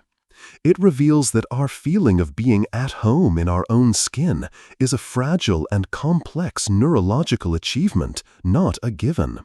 We are not unified beings, but a negotiated truce between a mind and a body. And sometimes that truce breaks down. This mismatch is a profound internal feeling of alienation. But what happens when we get external proof of this mismatch, when we hear a recording of our own voice and are confronted with undeniable evidence that the self we project is not the self we experience? Number 30. The disowned voice reaction. We have explored the feeling of being mismatched with our own body. We conclude this section of our journey with a universal yet deeply personal glitch that proves this mismatch to us every time we hear ourselves on a recording. This is the disowned voice reaction. It is the near universal human experience of hearing a recording of your own voice and having a visceral, immediate reaction of cringe, discomfort, and non-recognition. "Do I really sound like that?" is the classic bewildered response. The voice on the recording sounds higher-pitched, more nasal, and strangely more awkward than the voice you hear in your own head every day. It sounds like a different person, a less confident and less appealing version of you. This disconnect is so powerful that many people cannot stand to listen to their own recorded voice. Why does this happen? The answer lies in the physics of sound and the anatomy of our skull. When you speak, you hear your own voice through two different pathways simultaneously. First, you hear it through air conduction. The sound waves travel from your mouth, through the air, and into your ear canal. This is how other people hear you. But second, and more importantly, you hear it through bone conduction. The vibrations from your vocal cords travel directly through the bones of your skull to your inner ear. Your skull is very good at transmitting lower frequencies. This bone conduction adds a layer of rich, low-frequency bass to your voice that only you can hear. It makes your voice sound deeper, fuller, and more resonant inside your own head every day. When you listen to a recording, you are hearing your voice through air conduction only. You are hearing yourself as the rest of the world hears you. For the first time, you are stripped of the private, bone-conducted bass frequencies you have been accustomed to your entire life. The voice on the recording is thinner, higher, and completely unfamiliar. The disowned voice reaction is a glitch caused by the collision of two different realities: your internal, subjective experience of yourself, and the cold, objective reality of how you are perceived by others. The cringe you feel is the shock of that discrepancy. It's a direct confrontation with the fact that the you know so intimately is not the same you that exists in the world. It is a moment of profound self-alienation. You are disowning your own voice because it doesn't match your internal self-image.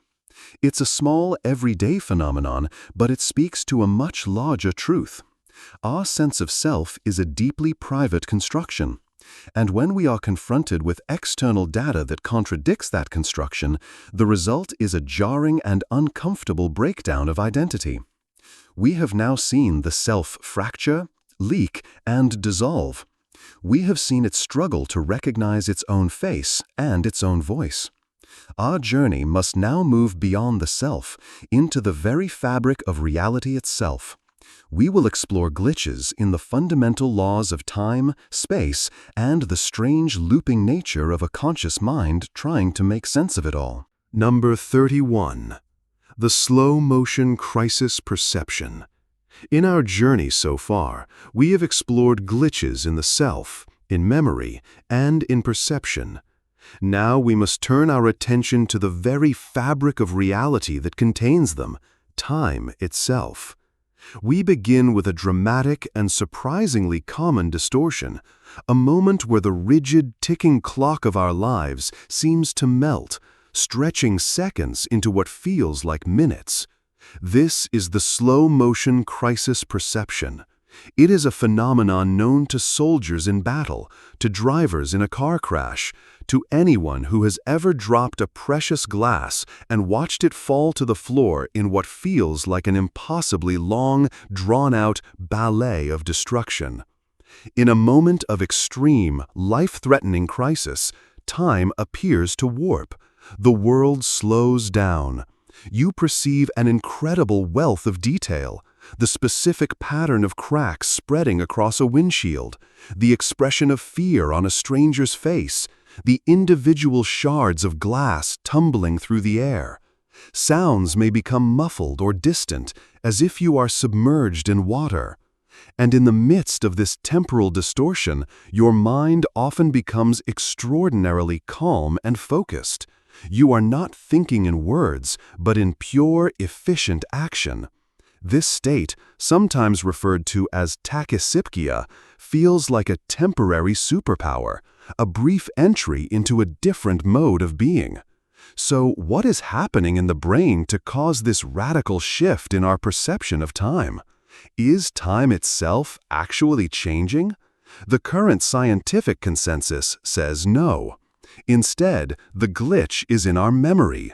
The experience of time slowing down is likely a retrospective illusion created by the way our brain records information during a crisis. The key player here is the amygdala, the brain's primitive alarm system.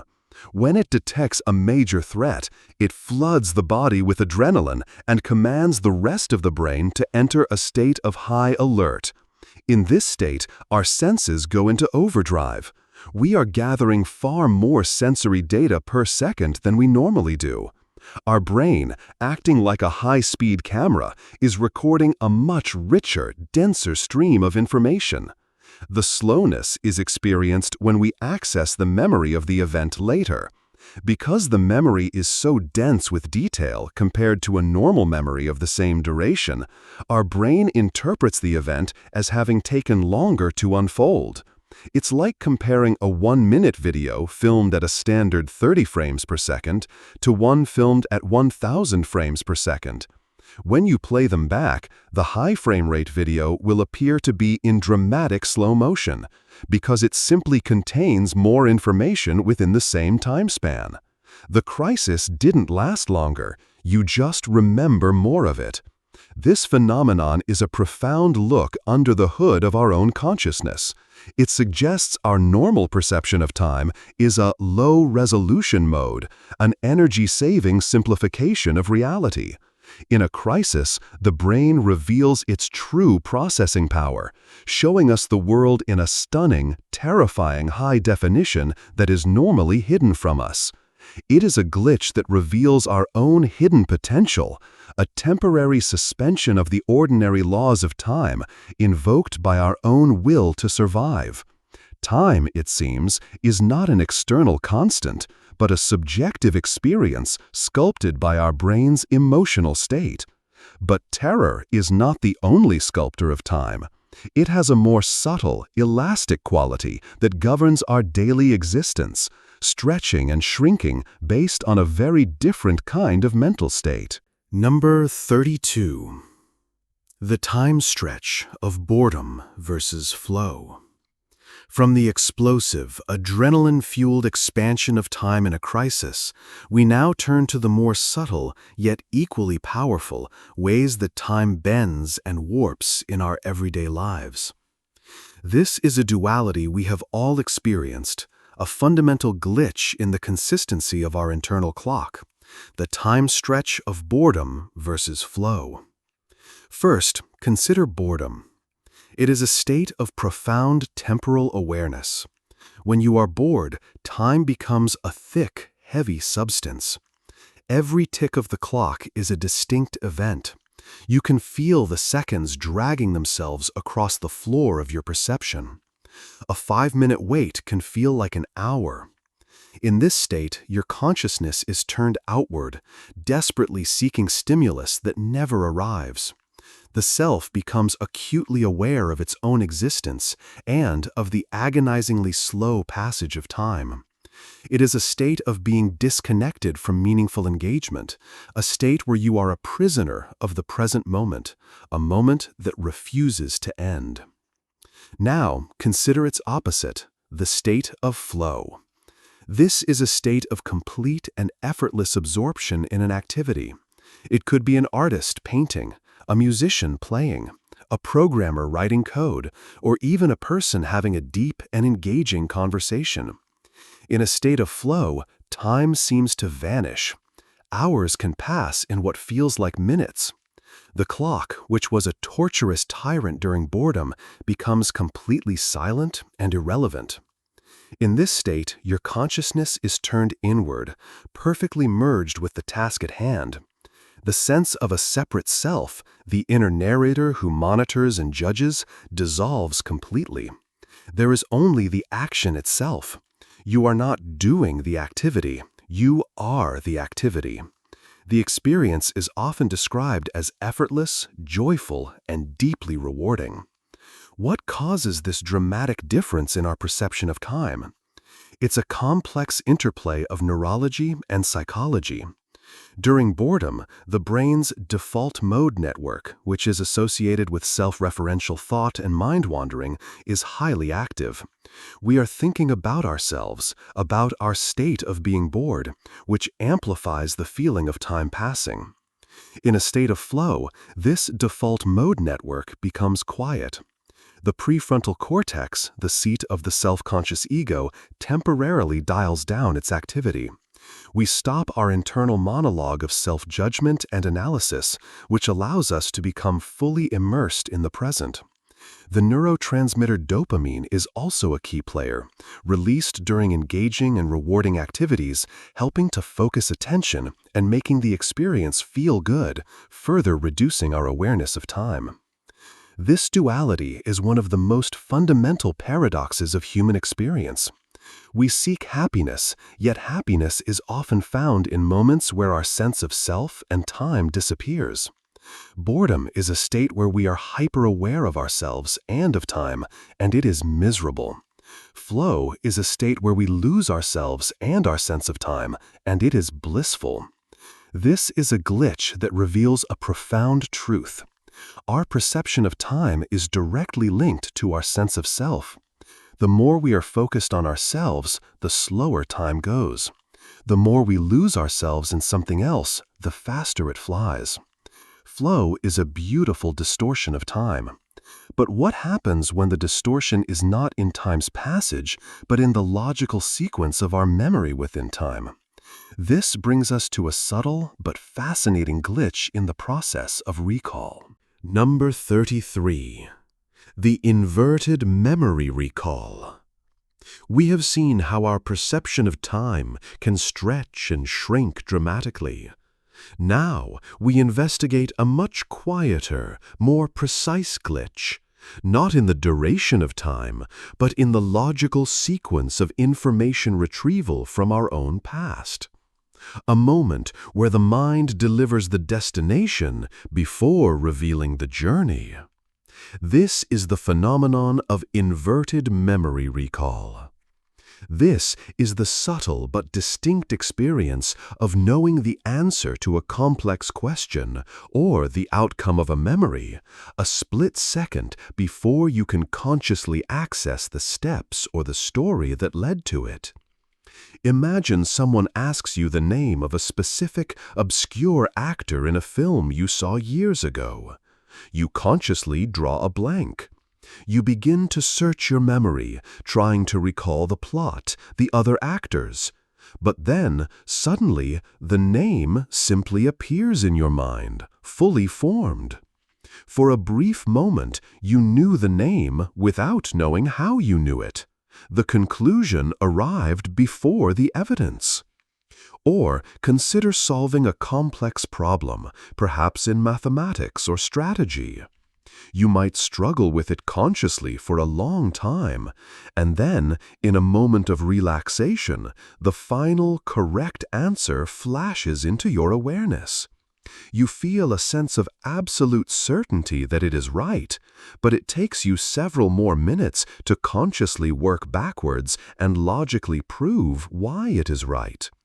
You have remembered the future of your own thought process. This is a glitch in the normal linear process of memory recall.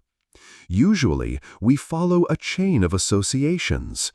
To remember a name, we might first remember the face, then the film, then the scene, and then the name pops out at the end of the chain. Inverted memory recall is what happens when the brain's incredibly powerful, non-conscious pattern matching system outpaces the slower, deliberate conscious recall process. Your subconscious mind is a vast network, constantly making millions of weak connections in the background. When you pose a question to it, it doesn't always follow a single linear path. It sends out a search query across the entire network. Sometimes it gets a hit on the final piece of data, the answer, through a weak, random association before the conscious mind's more methodical search has even gotten started. The subconscious network essentially teleports to the destination, while the conscious mind is still plodding along the road. This phenomenon feels like a small burst of intuition, a brief moment of clairvoyance about the contents of your own mind. It's as if a part of you that is much faster and more powerful than your conscious self has solved the puzzle and passed the answer back to you, leaving you to fill in the boring details of the explanation. It's a glimpse into the profound difference in processing speed and style between our two minds, the slow, logical, conscious narrator and the fast, intuitive, silent supercomputer running in the background. This is a glitch in recalling a past decision. But what happens when the glitch occurs not in recall, but in the very process of making a present decision, trapping us in a terrifying recursive loop? Number 34. The looping decision dilemma. From the experience of an answer arriving before the process, we now turn to a state where the process becomes endless and the answer never arrives. We explore a common but maddening mental state where the mind gets stuck in a recursive loop, endlessly replaying a choice without ever being able to make one. This is the looping decision dilemma, more commonly known as analysis paralysis. This phenomenon goes far beyond normal indecisiveness. It is a state of being mentally frozen between two or more options, each one seeming equally valid and equally flawed. Imagine you have to make a significant life choice: accept a job offer in a new city or stay where you are. Your conscious mind begins to weigh the pros and cons. The new job offers more money and opportunity, but it means leaving friends and family. Staying offers comfort and security, but risks stagnation and regret. At first, this is a healthy, rational process. But then, the loop begins. You play out the entire future of the first scenario in your mind, feeling all the potential joy and sorrow.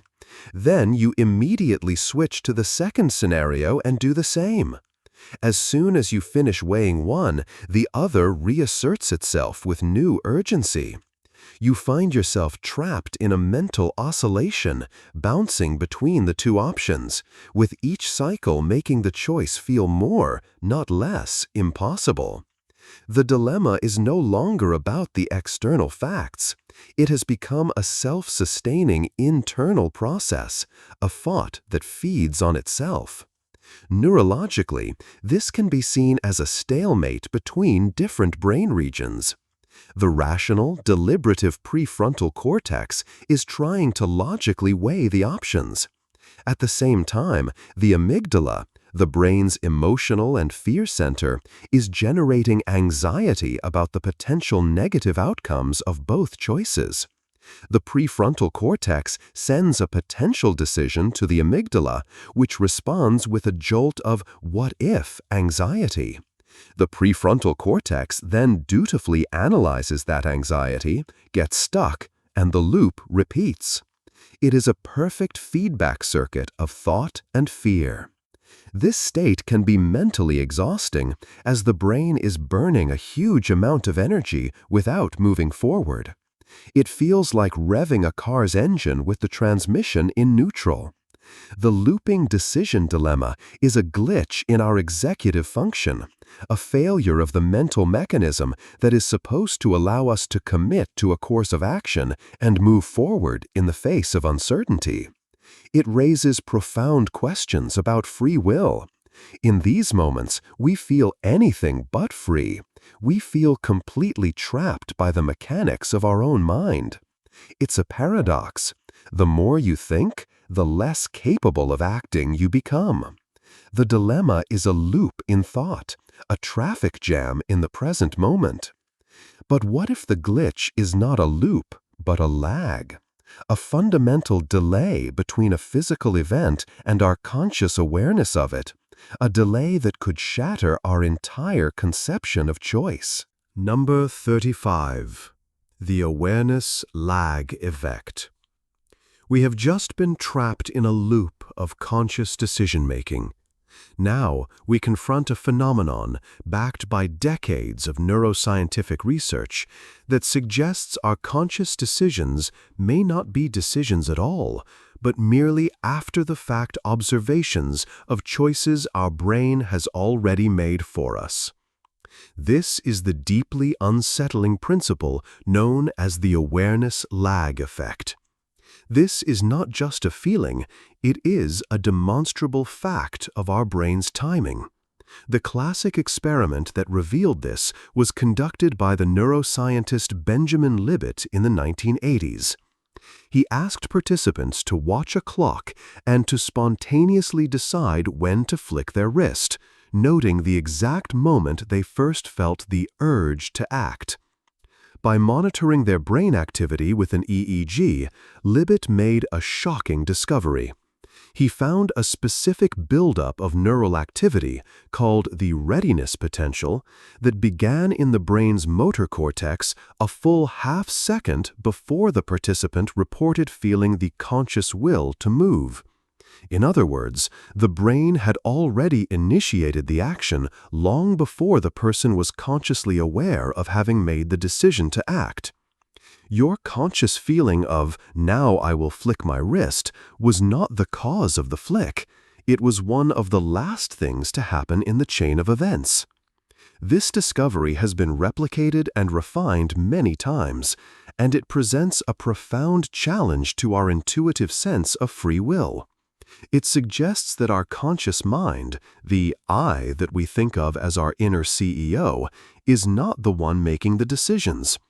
Instead, it may be more like a press secretary who is informed of a decision that has already been made by the vast non-conscious machinery of the brain, and then consciously announces it as if it were its own. The subjective experience is that of a slight lag. You might feel your body beginning to move a fraction of a second before you consciously authorize it. You reach for a glass of water, and the intention and the action feel simultaneous, but these experiments suggest the action came first. The feeling of, "I am choosing to do this," is a story the brain tells itself to create a sense of coherent agency. This doesn't necessarily mean we have no free will at all.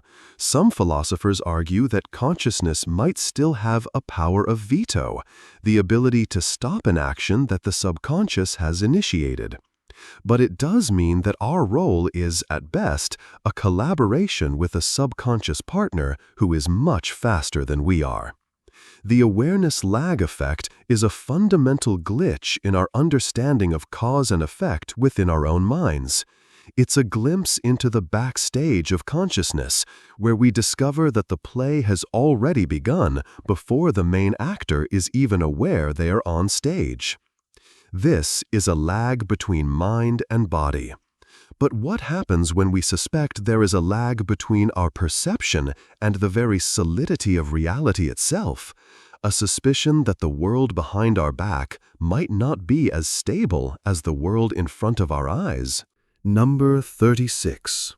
The room that changes behind you. From the unnerving lag in our own conscious awareness, we now turn to a glitch in our perception of external space. An unsettling thought experiment rooted in the way our brains process reality that suggests the world we are not currently observing may not be fully rendered. This is the idea of the room that changes behind you. This is not a memory of a room changing. It is the eerie, intuitive feeling in the present moment that the space just outside your field of vision is in a state of flux. It's the feeling that if you were to spin around with impossible speed, you might just be able to catch reality in the act of assembling itself. You look at the wall in front of you, and it is solid, detailed, and real. But this phenomenon is the quiet, nagging suspicion that the wall behind you is currently undefined. A low-resolution placeholder, waiting for your attention to give it form and detail. This feeling plays on a deep truth about our perception. We do not experience the world like a video camera, continuously recording a 360-degree high-definition image. Our brains are far too efficient for that. Vision is metabolically expensive. To save energy, we see with high detail only in a very small area in the center of our gaze, called the fovea. Everything in our peripheral vision is blurry and indistinct. Our brain then takes this limited stream of data and, using memory and expectation, constructs a rich, seamless, and stable model of a complete world around us. We feel like we are seeing a complete room, but we are actually only seeing a tiny fraction of it and hallucinating the rest based on what our brain expects to be there. The room that changes behind you is a glitch that arises when we become consciously aware of this process. It's the realization that the solidity of the world is a cognitive model, a simulation running in our heads. This gives rise to the uncanny feeling that the simulation might only be rendering what is currently on screen.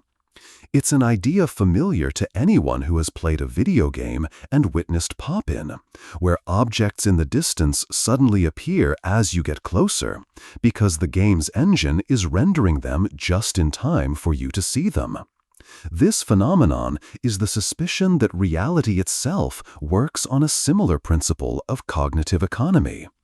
This is also related to the psychological phenomenon of inattentional blindness, where we can fail to see something directly in front of us if our attention is focused elsewhere. We are blind to what we are not paying attention to. The room that changes behind you is the logical extension of this. The world we are not paying attention to may not, in a fully rendered sense, even be there.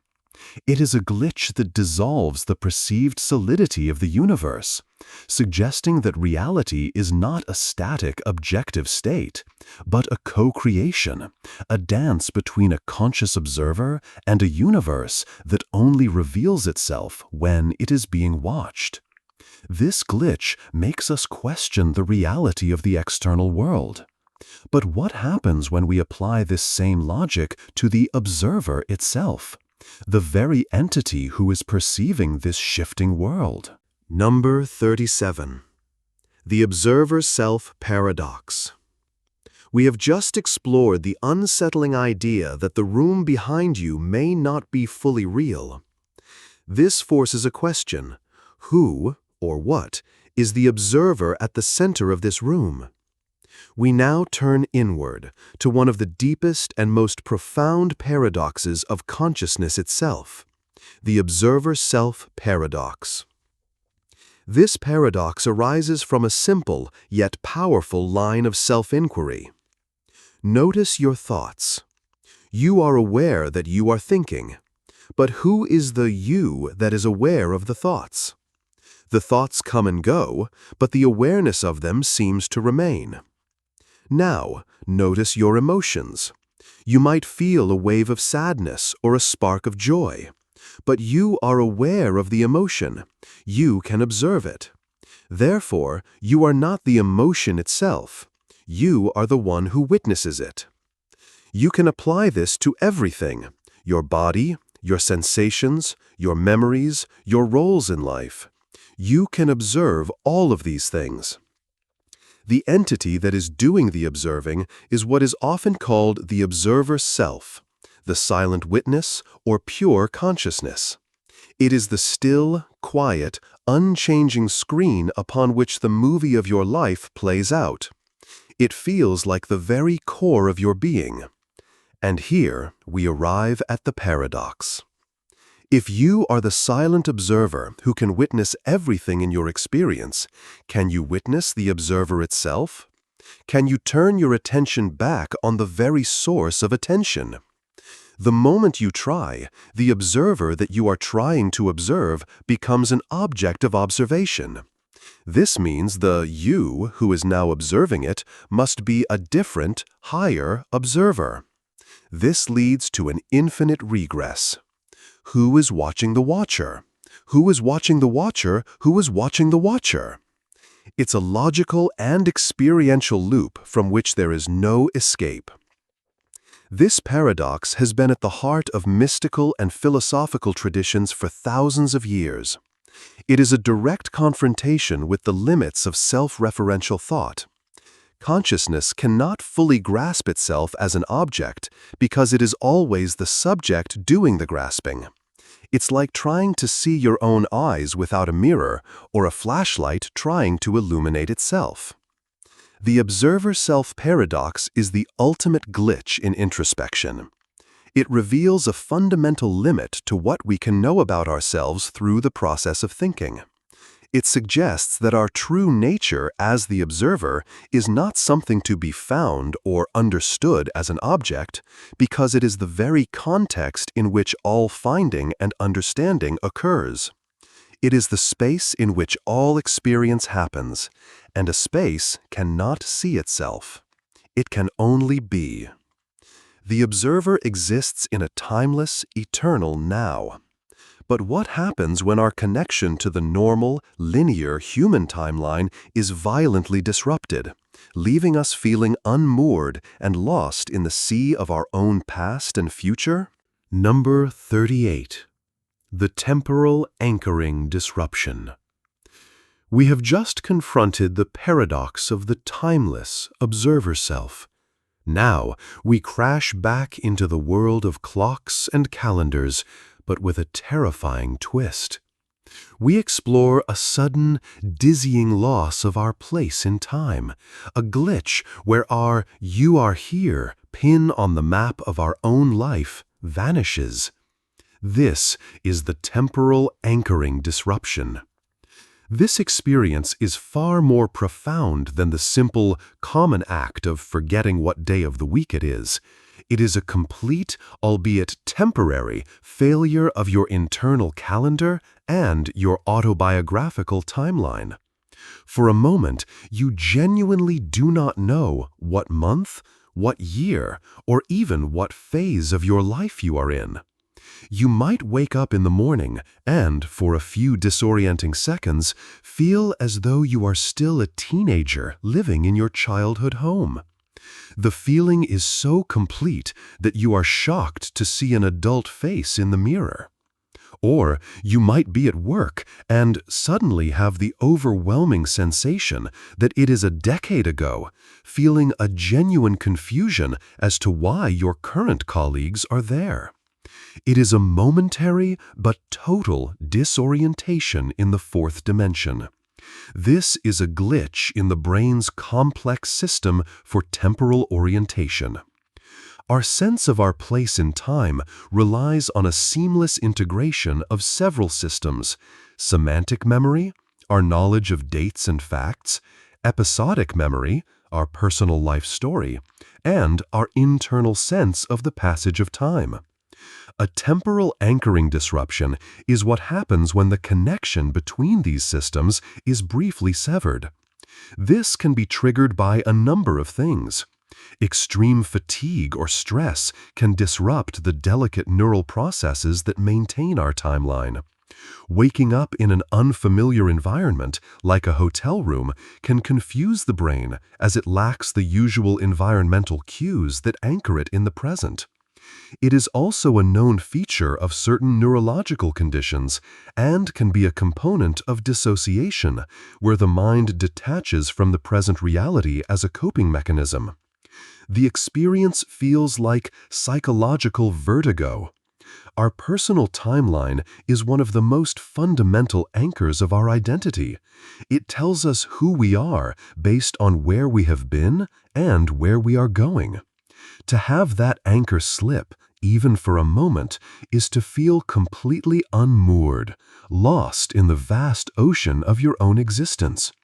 It's as if you have become a time traveler who has accidentally landed in a random chapter of their own biography, without the context of the pages that came before. It is a powerful reminder that our sense of a stable, linear progression through life is a fragile mental construction, a story that our brain must work constantly to maintain. This is a loss of our anchor in the timeline. But what happens when the problem is not our position on the map, but the very integrity of the map itself? What if the timeline feels broken, disordered, and fundamentally untrustworthy? Number 39. The fragmented timeline awareness. From the disorienting feeling of being unmoored in time, we now investigate a more pervasive and chronic distortion in our relationship with our own past.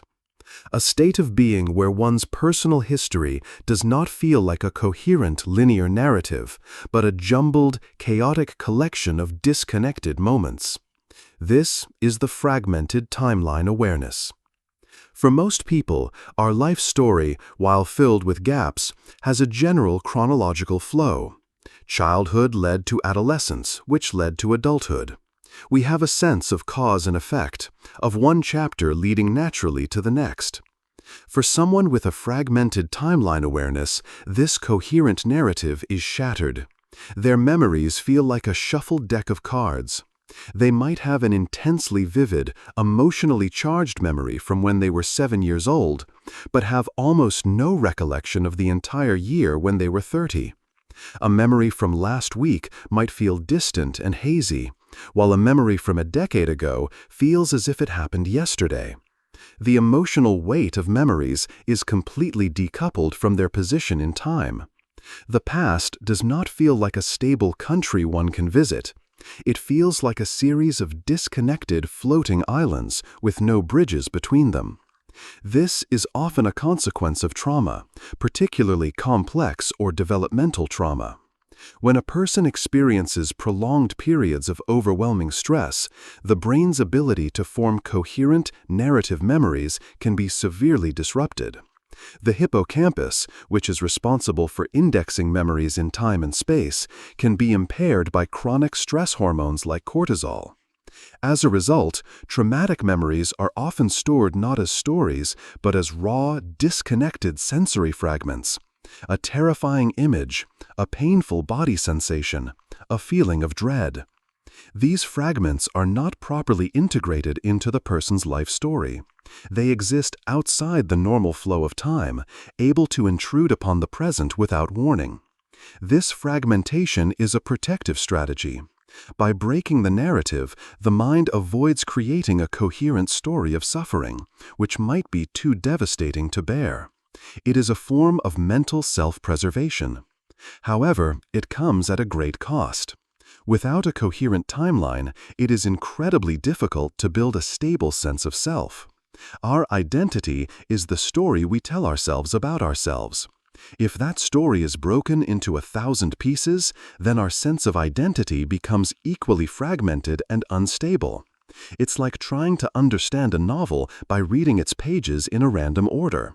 You have all the data, but no plot, no character development, no meaning. It is a profound glitch in our ability to be the author of our own lives.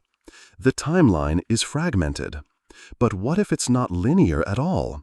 What if the most profound insights don't arise from a linear process of thought, but arrive instantly, fully formed, as if from outside the timeline altogether? Number 40.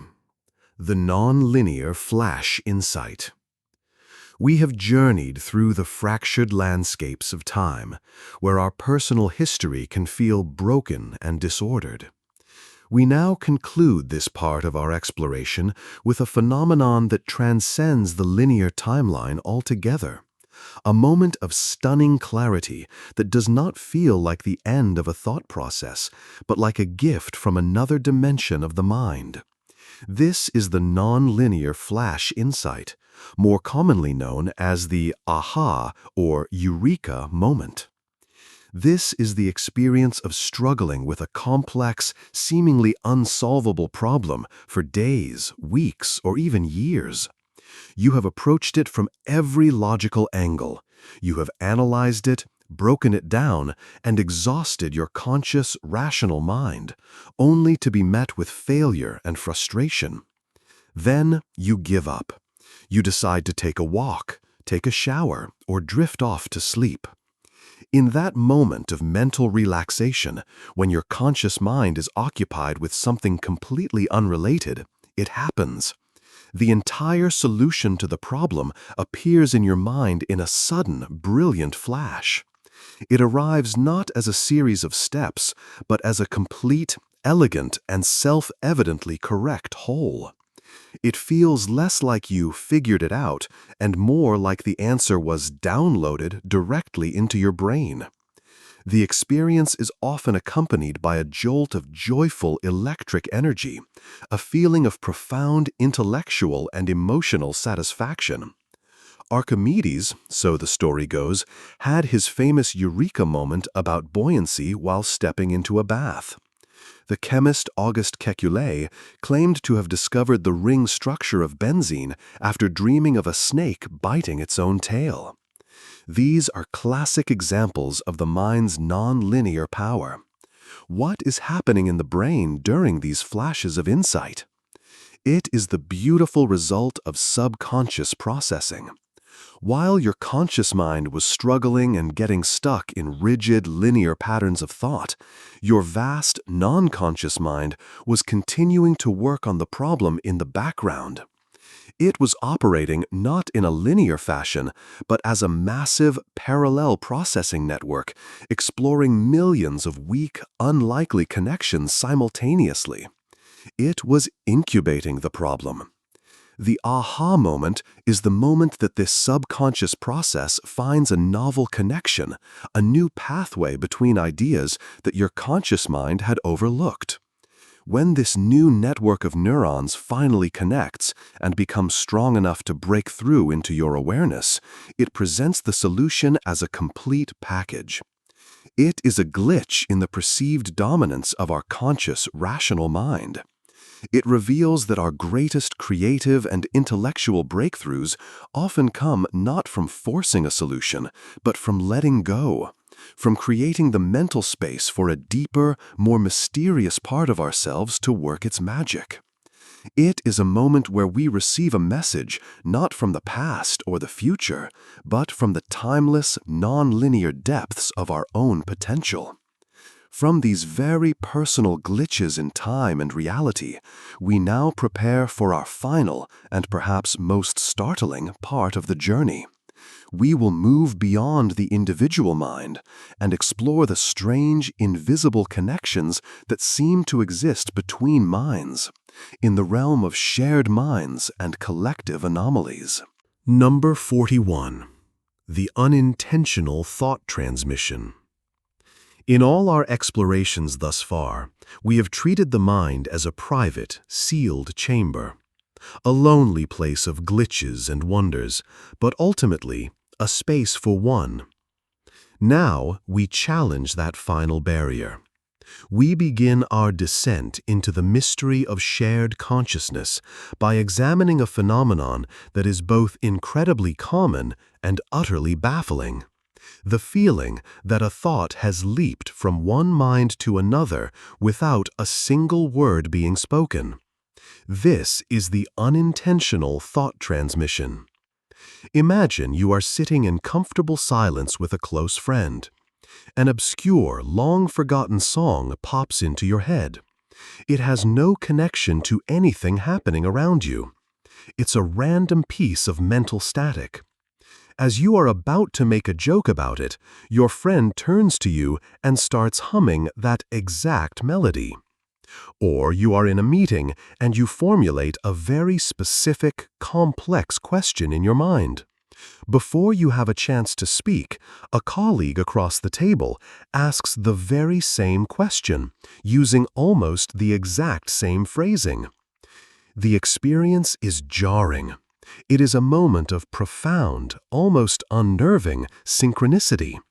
This isn't just two people having a similar idea. It's the feeling of a direct, instantaneous transfer of a specific, non-obvious piece of information. It feels as if, for a fleeting moment, the firewall between your two minds became permeable, and a data packet slipped through. What is happening in these moments of silent, shared thought? The most grounded scientific explanation lies in the immense and largely subconscious power of nonverbal cueing. We are constantly broadcasting information about our internal state through micro-expressions, tiny shifts in posture, the rhythm of our breathing, and nearly imperceptible changes in our gaze. Our brains, in turn, are exquisite instruments designed to pick up and process these subtle signals from others, even without our conscious awareness. It is entirely possible that your friend didn't read your mind, but that their subconscious mind read the subtle preparatory shifts in your facial muscles as you were about to speak about the song, and it surfaced the concept in their own mind a fraction of a second before you spoke. Another powerful factor is shared context. People who spend a great deal of time together, close friends, long-term partners, family members, build a massive overlapping repository of shared memories, experiences, and inside jokes. Their brains are, in a very real sense, wired similarly. They have walked the same mental paths together so many times that it becomes statistically more likely that they will independently arrive at the same thought at the same time.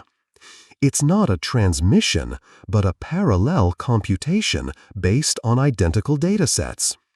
And yet, the subjective experience often feels too specific, too perfectly timed to be dismissed as mere coincidence or subconscious cueing. It feels magical.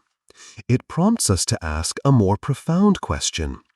Could it be a genuine glitch in the matrix of consciousness? A brief, accidental connection to a deeper, collective layer of mind that we all share?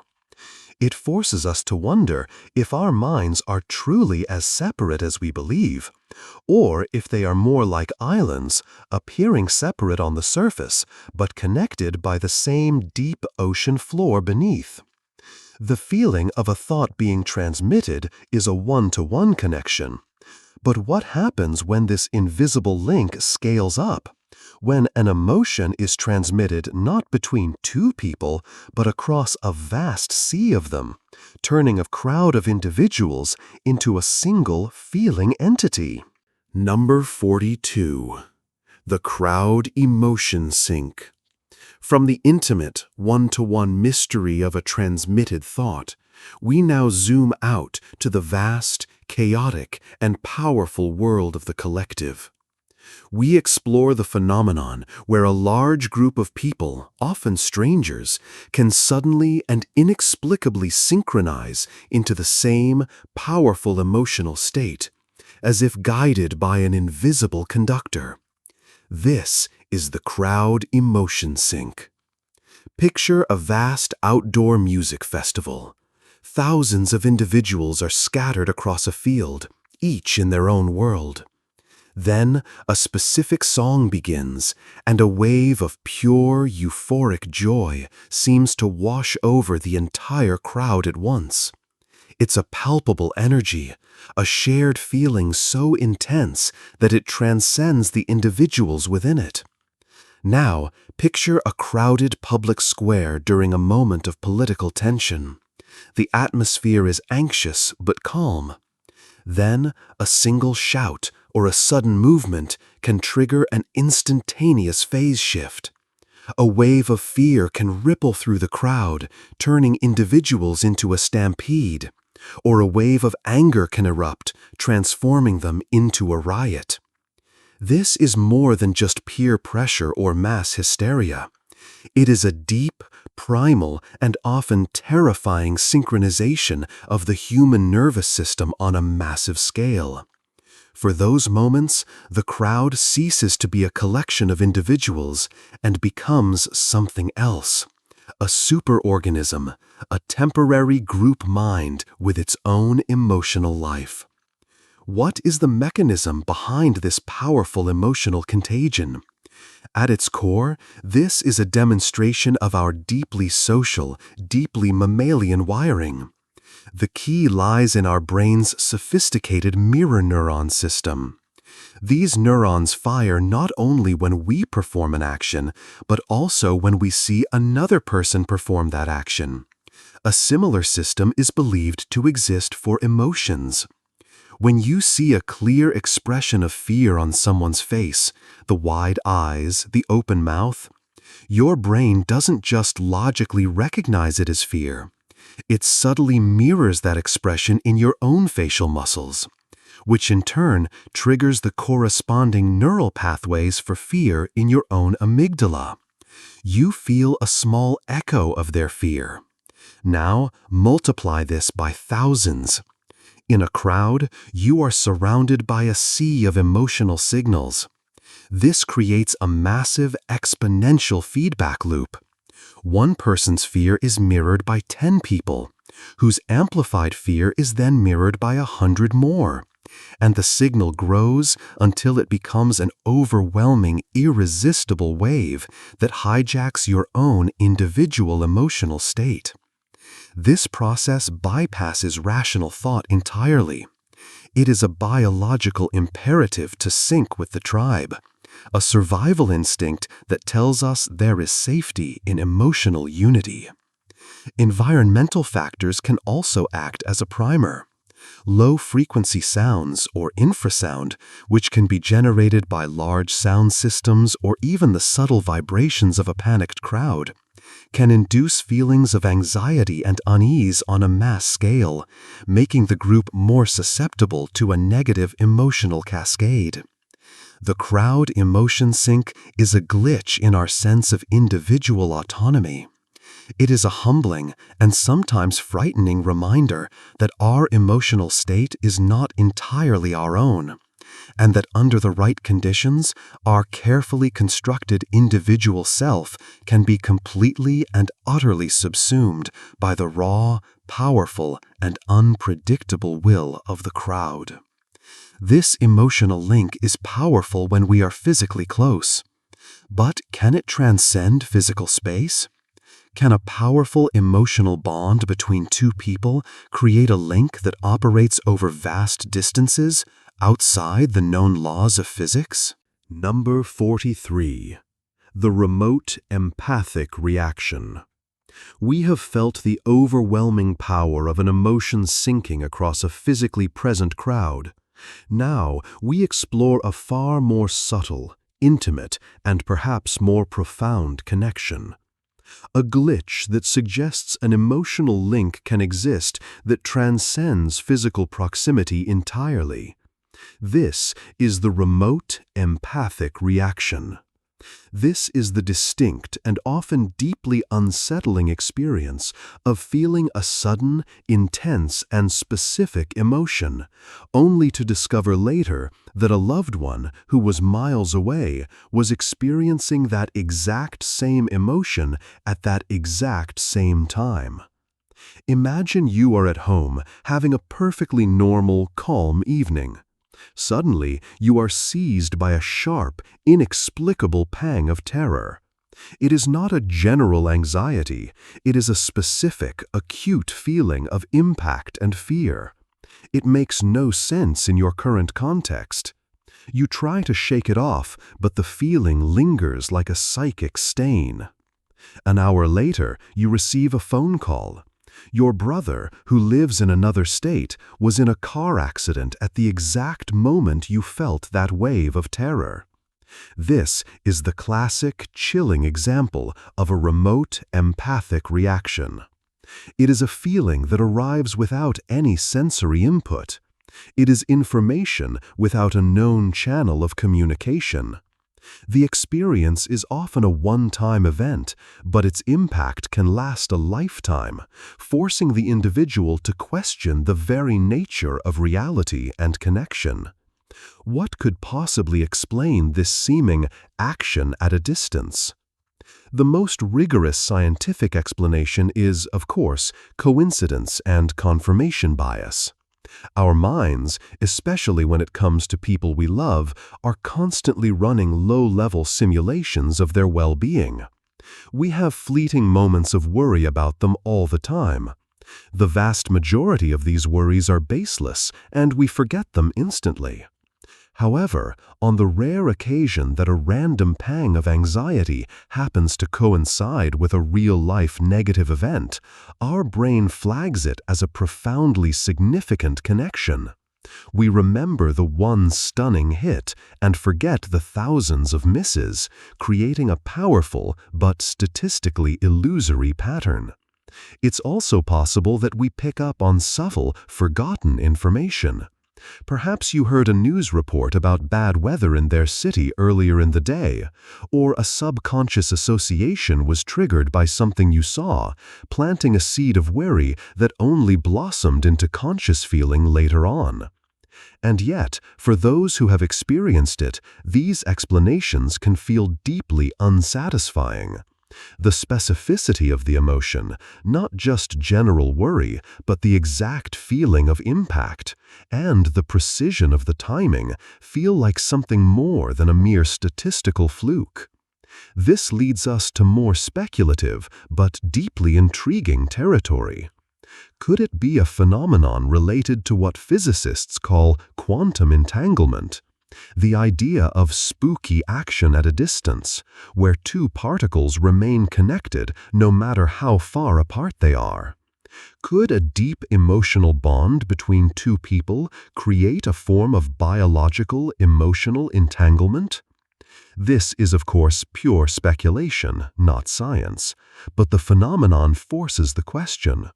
It is a glitch in the materialistic understanding of the mind, a hint that our consciousness and the powerful bonds of love we form may operate on a level that we are only just beginning to imagine.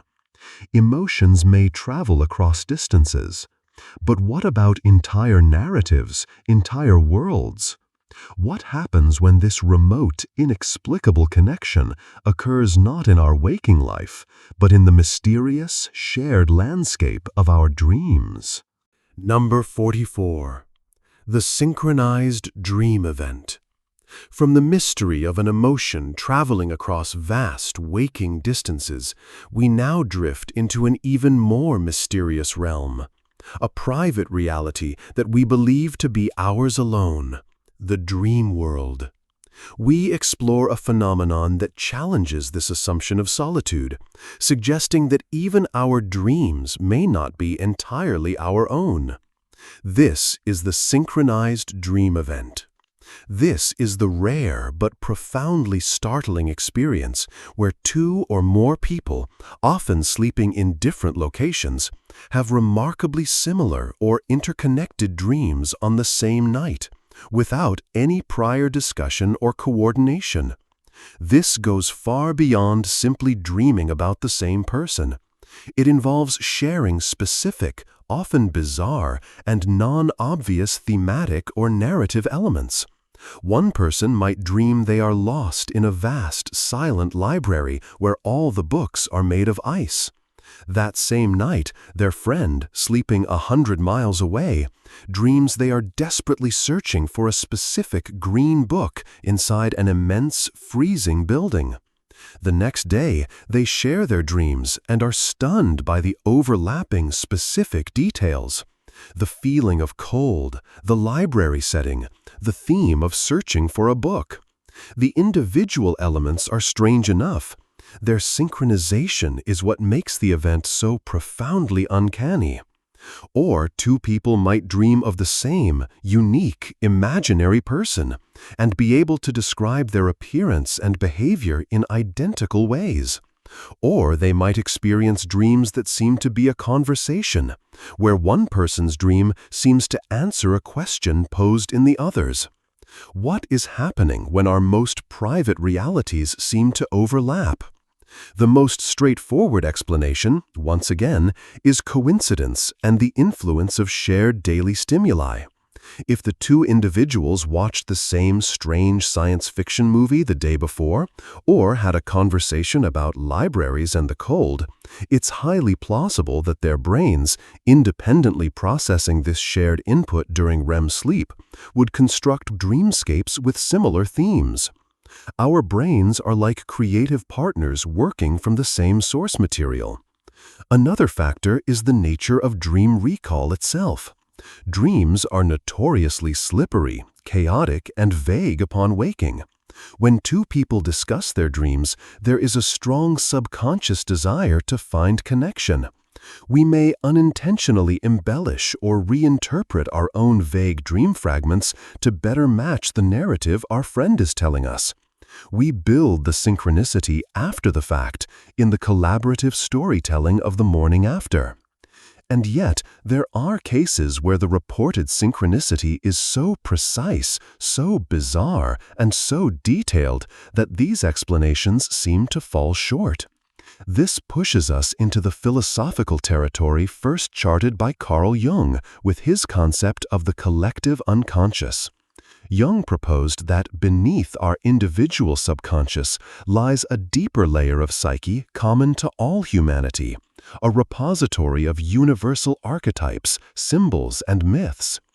Could the dream state be a portal, a place where the boundaries of our individual minds become more permeable, allowing us to dip into this shared collective realm. Could a synchronized dream event be a moment where two minds accidentally access the same file from this universal archive? It's a profound and unprovable idea, but the phenomenon makes it a compelling one. It's a glitch in the supposed privacy of our own minds, suggesting that the dream world may be a place not of isolation, but of deep, hidden connection. Dreams can be shared. But what about our waking memories? What if a memory isn't just shared, but actively and often unknowingly implanted from one person to another through nothing more than the power of conversation? Number 45. The false memory inception through conversation. We have seen how the private world of dreams might be shared. Now, we return to the waking world, to the archives of our own past, and discover that they are shockingly vulnerable to intrusion. We explore the powerful and pervasive phenomenon where a completely false memory can be created in your mind by someone else, often unintentionally, through the simple act of storytelling. This is the false memory inception through conversation. This is not about persuasion or lying. It is about the fundamental malleability of human memory. The pioneering work of cognitive psychologist Elizabeth Loftus demonstrated this with stunning clarity.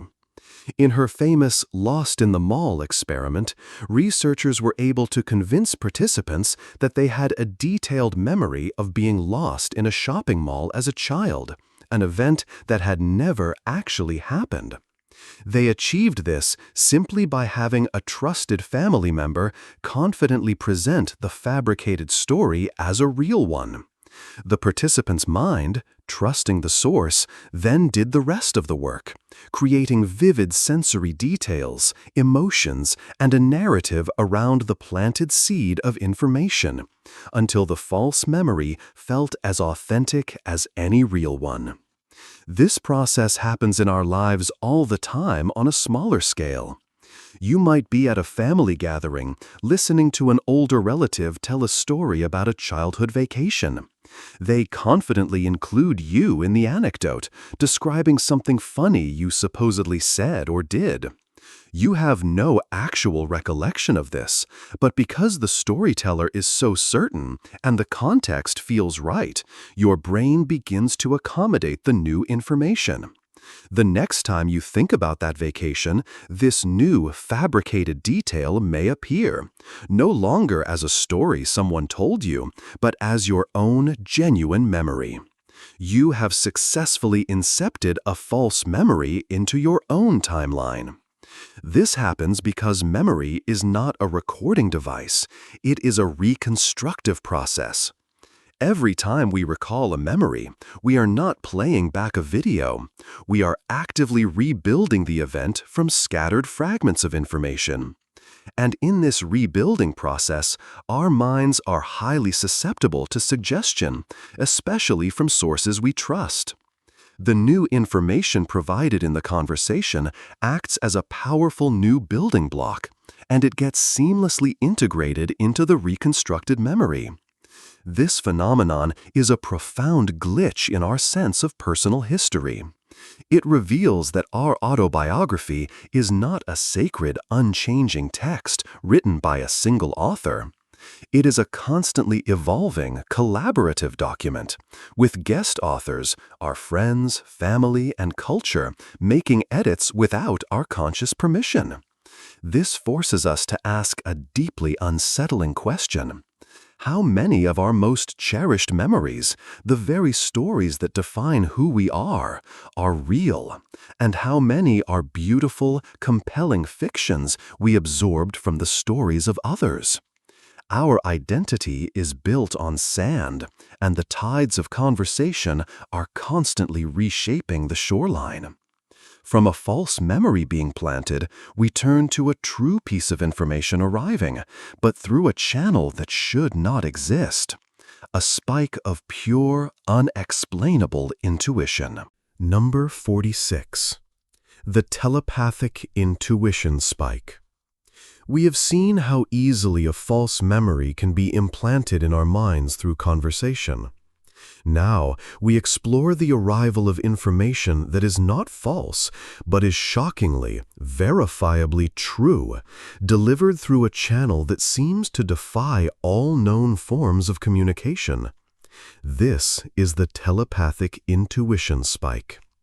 This is the sudden, intrusive, and highly specific piece of knowledge that flashes into your mind about a person or event without any logical or sensory basis.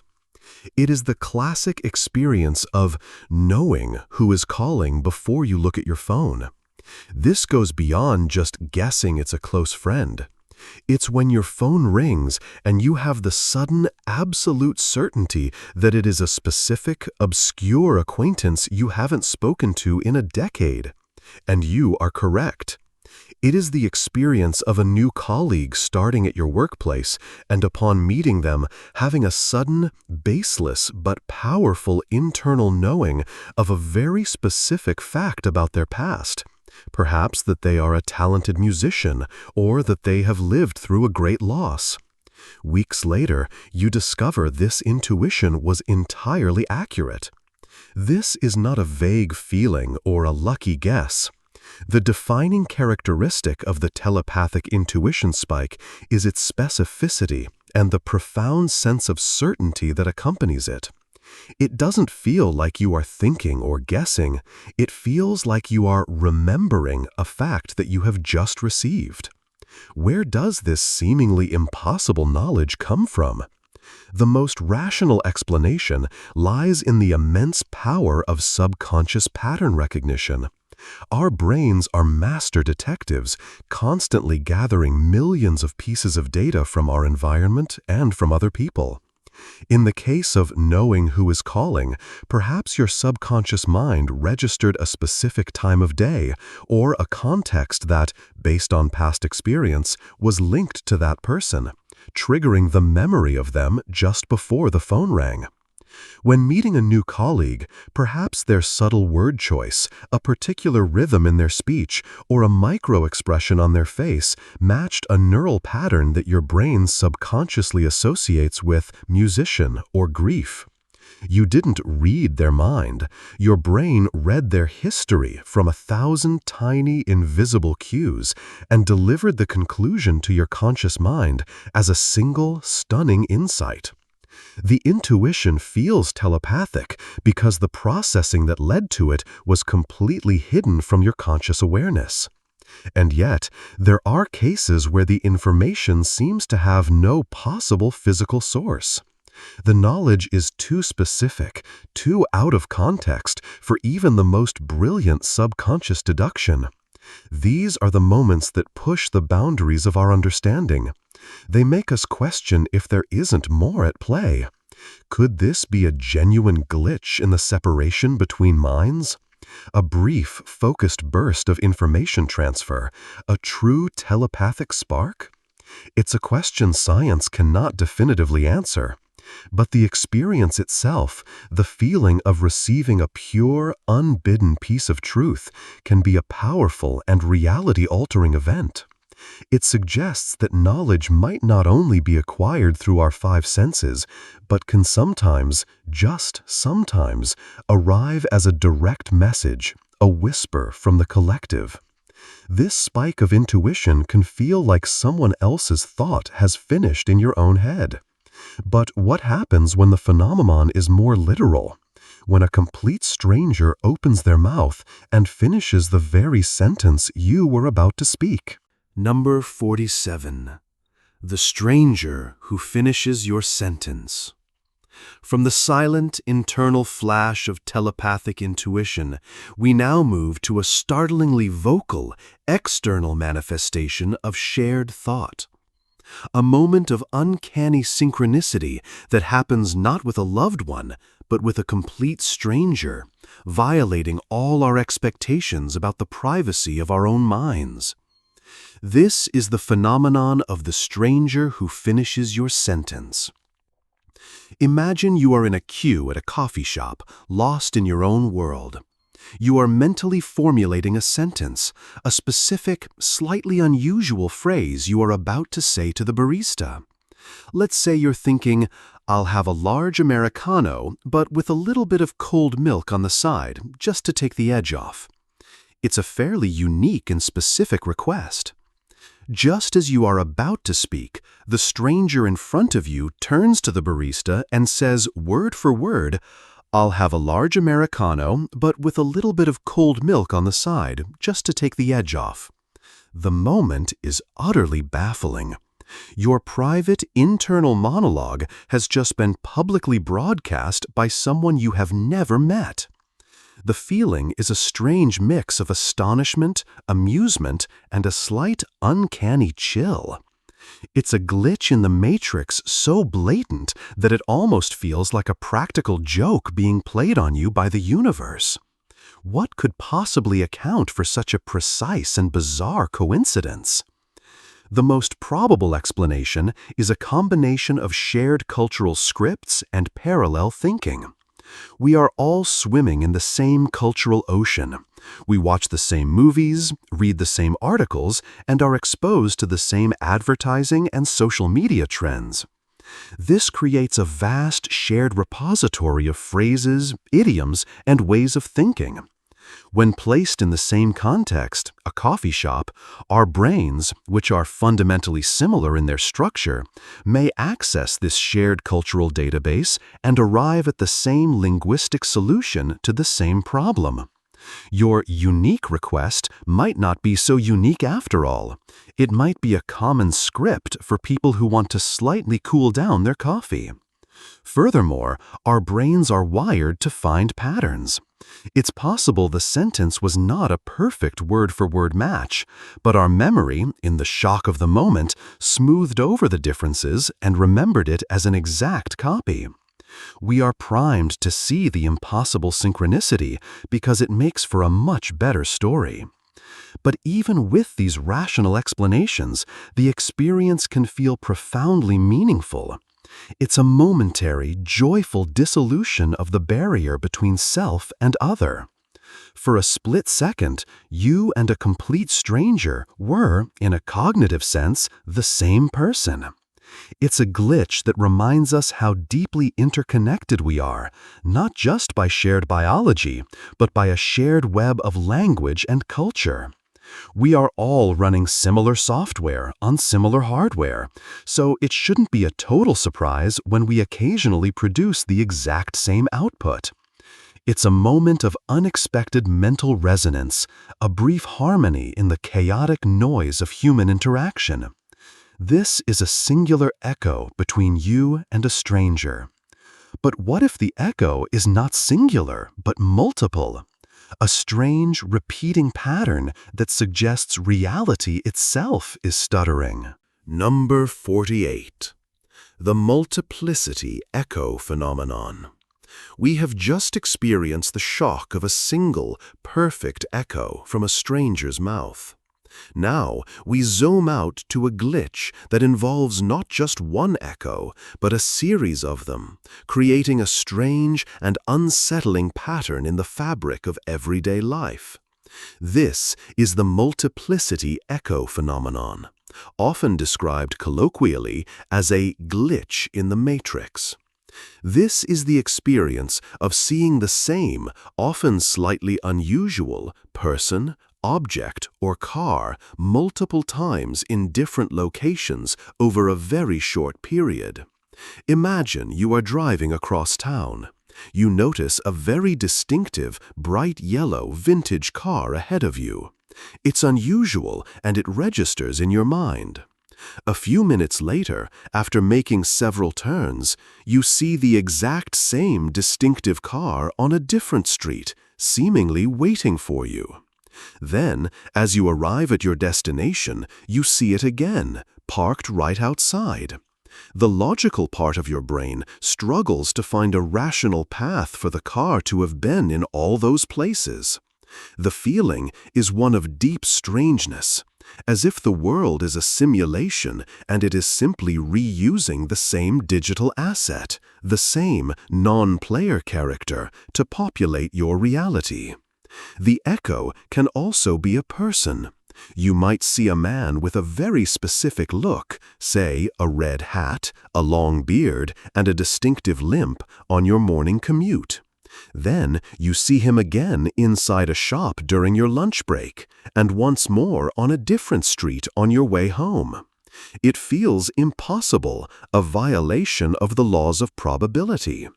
What is happening when reality seems to be repeating itself?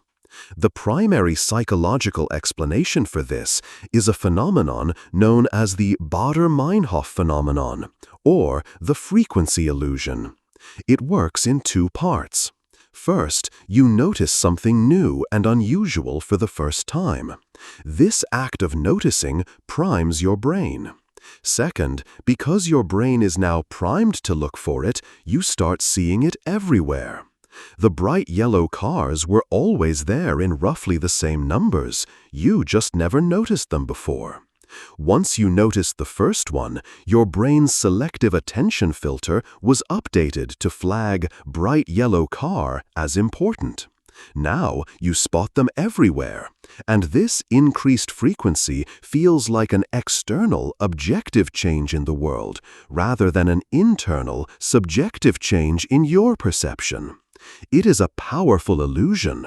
We do not see reality as it is. We see reality as we are paying attention to it. The multiplicity echo is a direct experience of this principle. And yet, this rational explanation doesn't always quell the uncanny feeling. The feeling is not just that you are seeing similar things, but that you are seeing the exact same thing, the same car with the same dent, the same person with the same stain on their coat. It can feel like a personal message, a sign, a crack in the veneer of a mundane world. It's a glitch that turns the world from a random, chaotic place into a space that feels scripted, patterned, and perhaps focused entirely on you. It is a momentary breakdown of our belief in a world of infinite variety, replaced by the suspicion of a world built from a limited set of repeating assets. This is a glitch between strangers. But what happens when the connection is not with strangers, but is forged over decades of intimacy, creating a bond so deep that two minds seem to merge into one? Number 49. The mental convergence in long-term couples. We have explored the strange, fleeting echoes and synchronicities that can occur between strangers. Now, we turn to the most profound and sustained example of minds aligning, the deep, almost telepathic connection that develops between people in long-term, intimate relationships. This is the mental convergence in long-term couples. This phenomenon is a common and beautiful mystery. It is the experience where two people have spent so much time together that they begin to operate as a single cognitive unit. They finish each other's sentences, not just with common phrases, but with complex, unique thoughts. They know what the other person is thinking or feeling with just a glance. They will reach for the same object at the same time, or one will answer a question the other was only thinking. To outsiders, it can look like a well-rehearsed act or genuine telepathy. For the couple, it feels completely natural, an effortless state of being perfectly in sync. This goes far beyond simply knowing someone's habits. It is a convergence of thought patterns, emotional responses, and even memory systems. The couple develops a shared transactive memory, where each person becomes a specialist in certain types of information, relying on their partner to store other parts of their shared past. One might remember all the important family dates, while the other remembers the details of every vacation. Together, they form a single, more complete historical archive. What is the mechanism behind this beautiful and powerful glitch in individuality? Neurologically, it is a testament to the brain's incredible plasticity. Over years and decades of shared experiences, conversations, and emotional attunement, the brains of the two individuals literally begin to wire themselves in similar ways. They have formed and strengthened the same neural pathways for millions of shared events, creating a deeply overlapping mental landscape. Their mirror neuron systems become exquisitely attuned to one another, allowing for an incredibly high-bandwidth, nonverbal communication of emotion and intention. Psychologically, they have built a shared reality. They have a universe of inside jokes, shared meanings, and private language that allows them to communicate complex ideas with incredible efficiency. Their individual models of the world have slowly converged over time until they are looking through an almost identical window. It's the ultimate example of Hebbian theory. Neurons that fire together, wire together. In this case, it's entire brains that fire together, and thus wire together.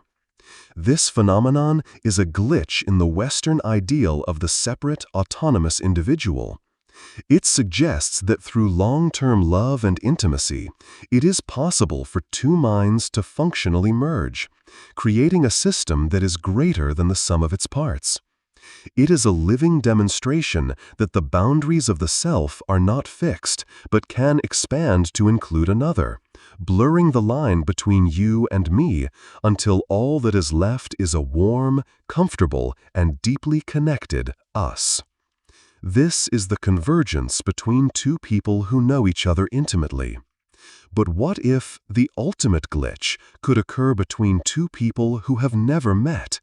A shared violation of the very laws of reality. This is where our journey concludes. Number 50. The shared reality glitch between strangers. We have reached the end of our long journey.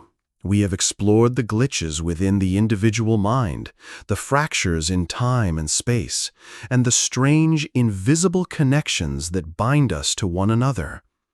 Now, we confront the final and perhaps most reality-shattering phenomenon of all. The moment when a bizarre, impossible break in the laws of physics is witnessed not by one person, but by two or more complete strangers, who can then turn to each other and confirm the impossible. This is the shared reality glitch. Imagine you are standing on a street corner waiting for the light to change. A man walks past you, and then, for no reason, simply vanishes into thin air. It's not that he walked away quickly, it's that he was there one moment and gone the next. Your mind reels. You are certain you have hallucinated, that you are losing your mind.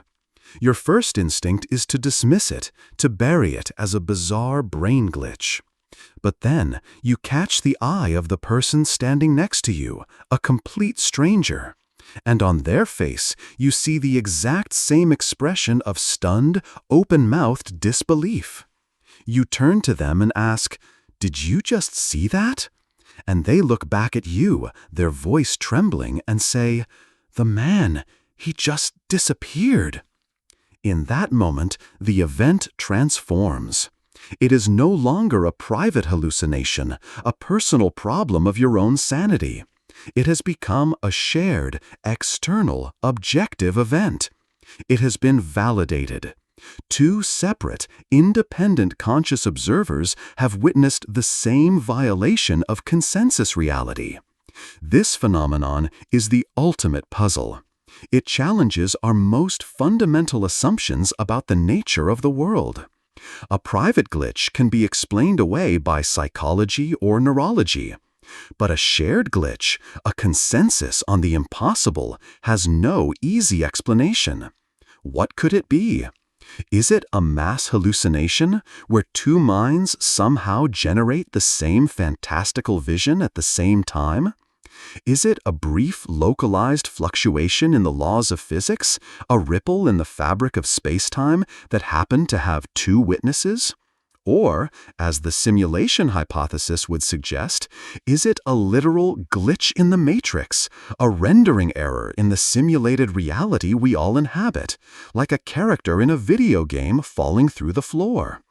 We have no scientific framework to adequately explain such an event. It remains in the realm of deep mystery. The shared reality glitch is the final boss of unexplained phenomenon. It acts as a culmination of everything we have discussed. It involves perception, memory, and the mysterious connection between minds. It forces us to hold two contradictory ideas at once. The world is a stable, predictable physical place, and sometimes it is demonstrably not. It is the ultimate testament to the possibility that the reality we experience every day is far stranger, more mysterious, and more fragile than we can possibly imagine. It leaves us with a final, profound question to carry with us into the silence. Is reality something we passively observe, or is it a collective story that we are all writing together? A story that sometimes contains a chapter that makes no sense at all.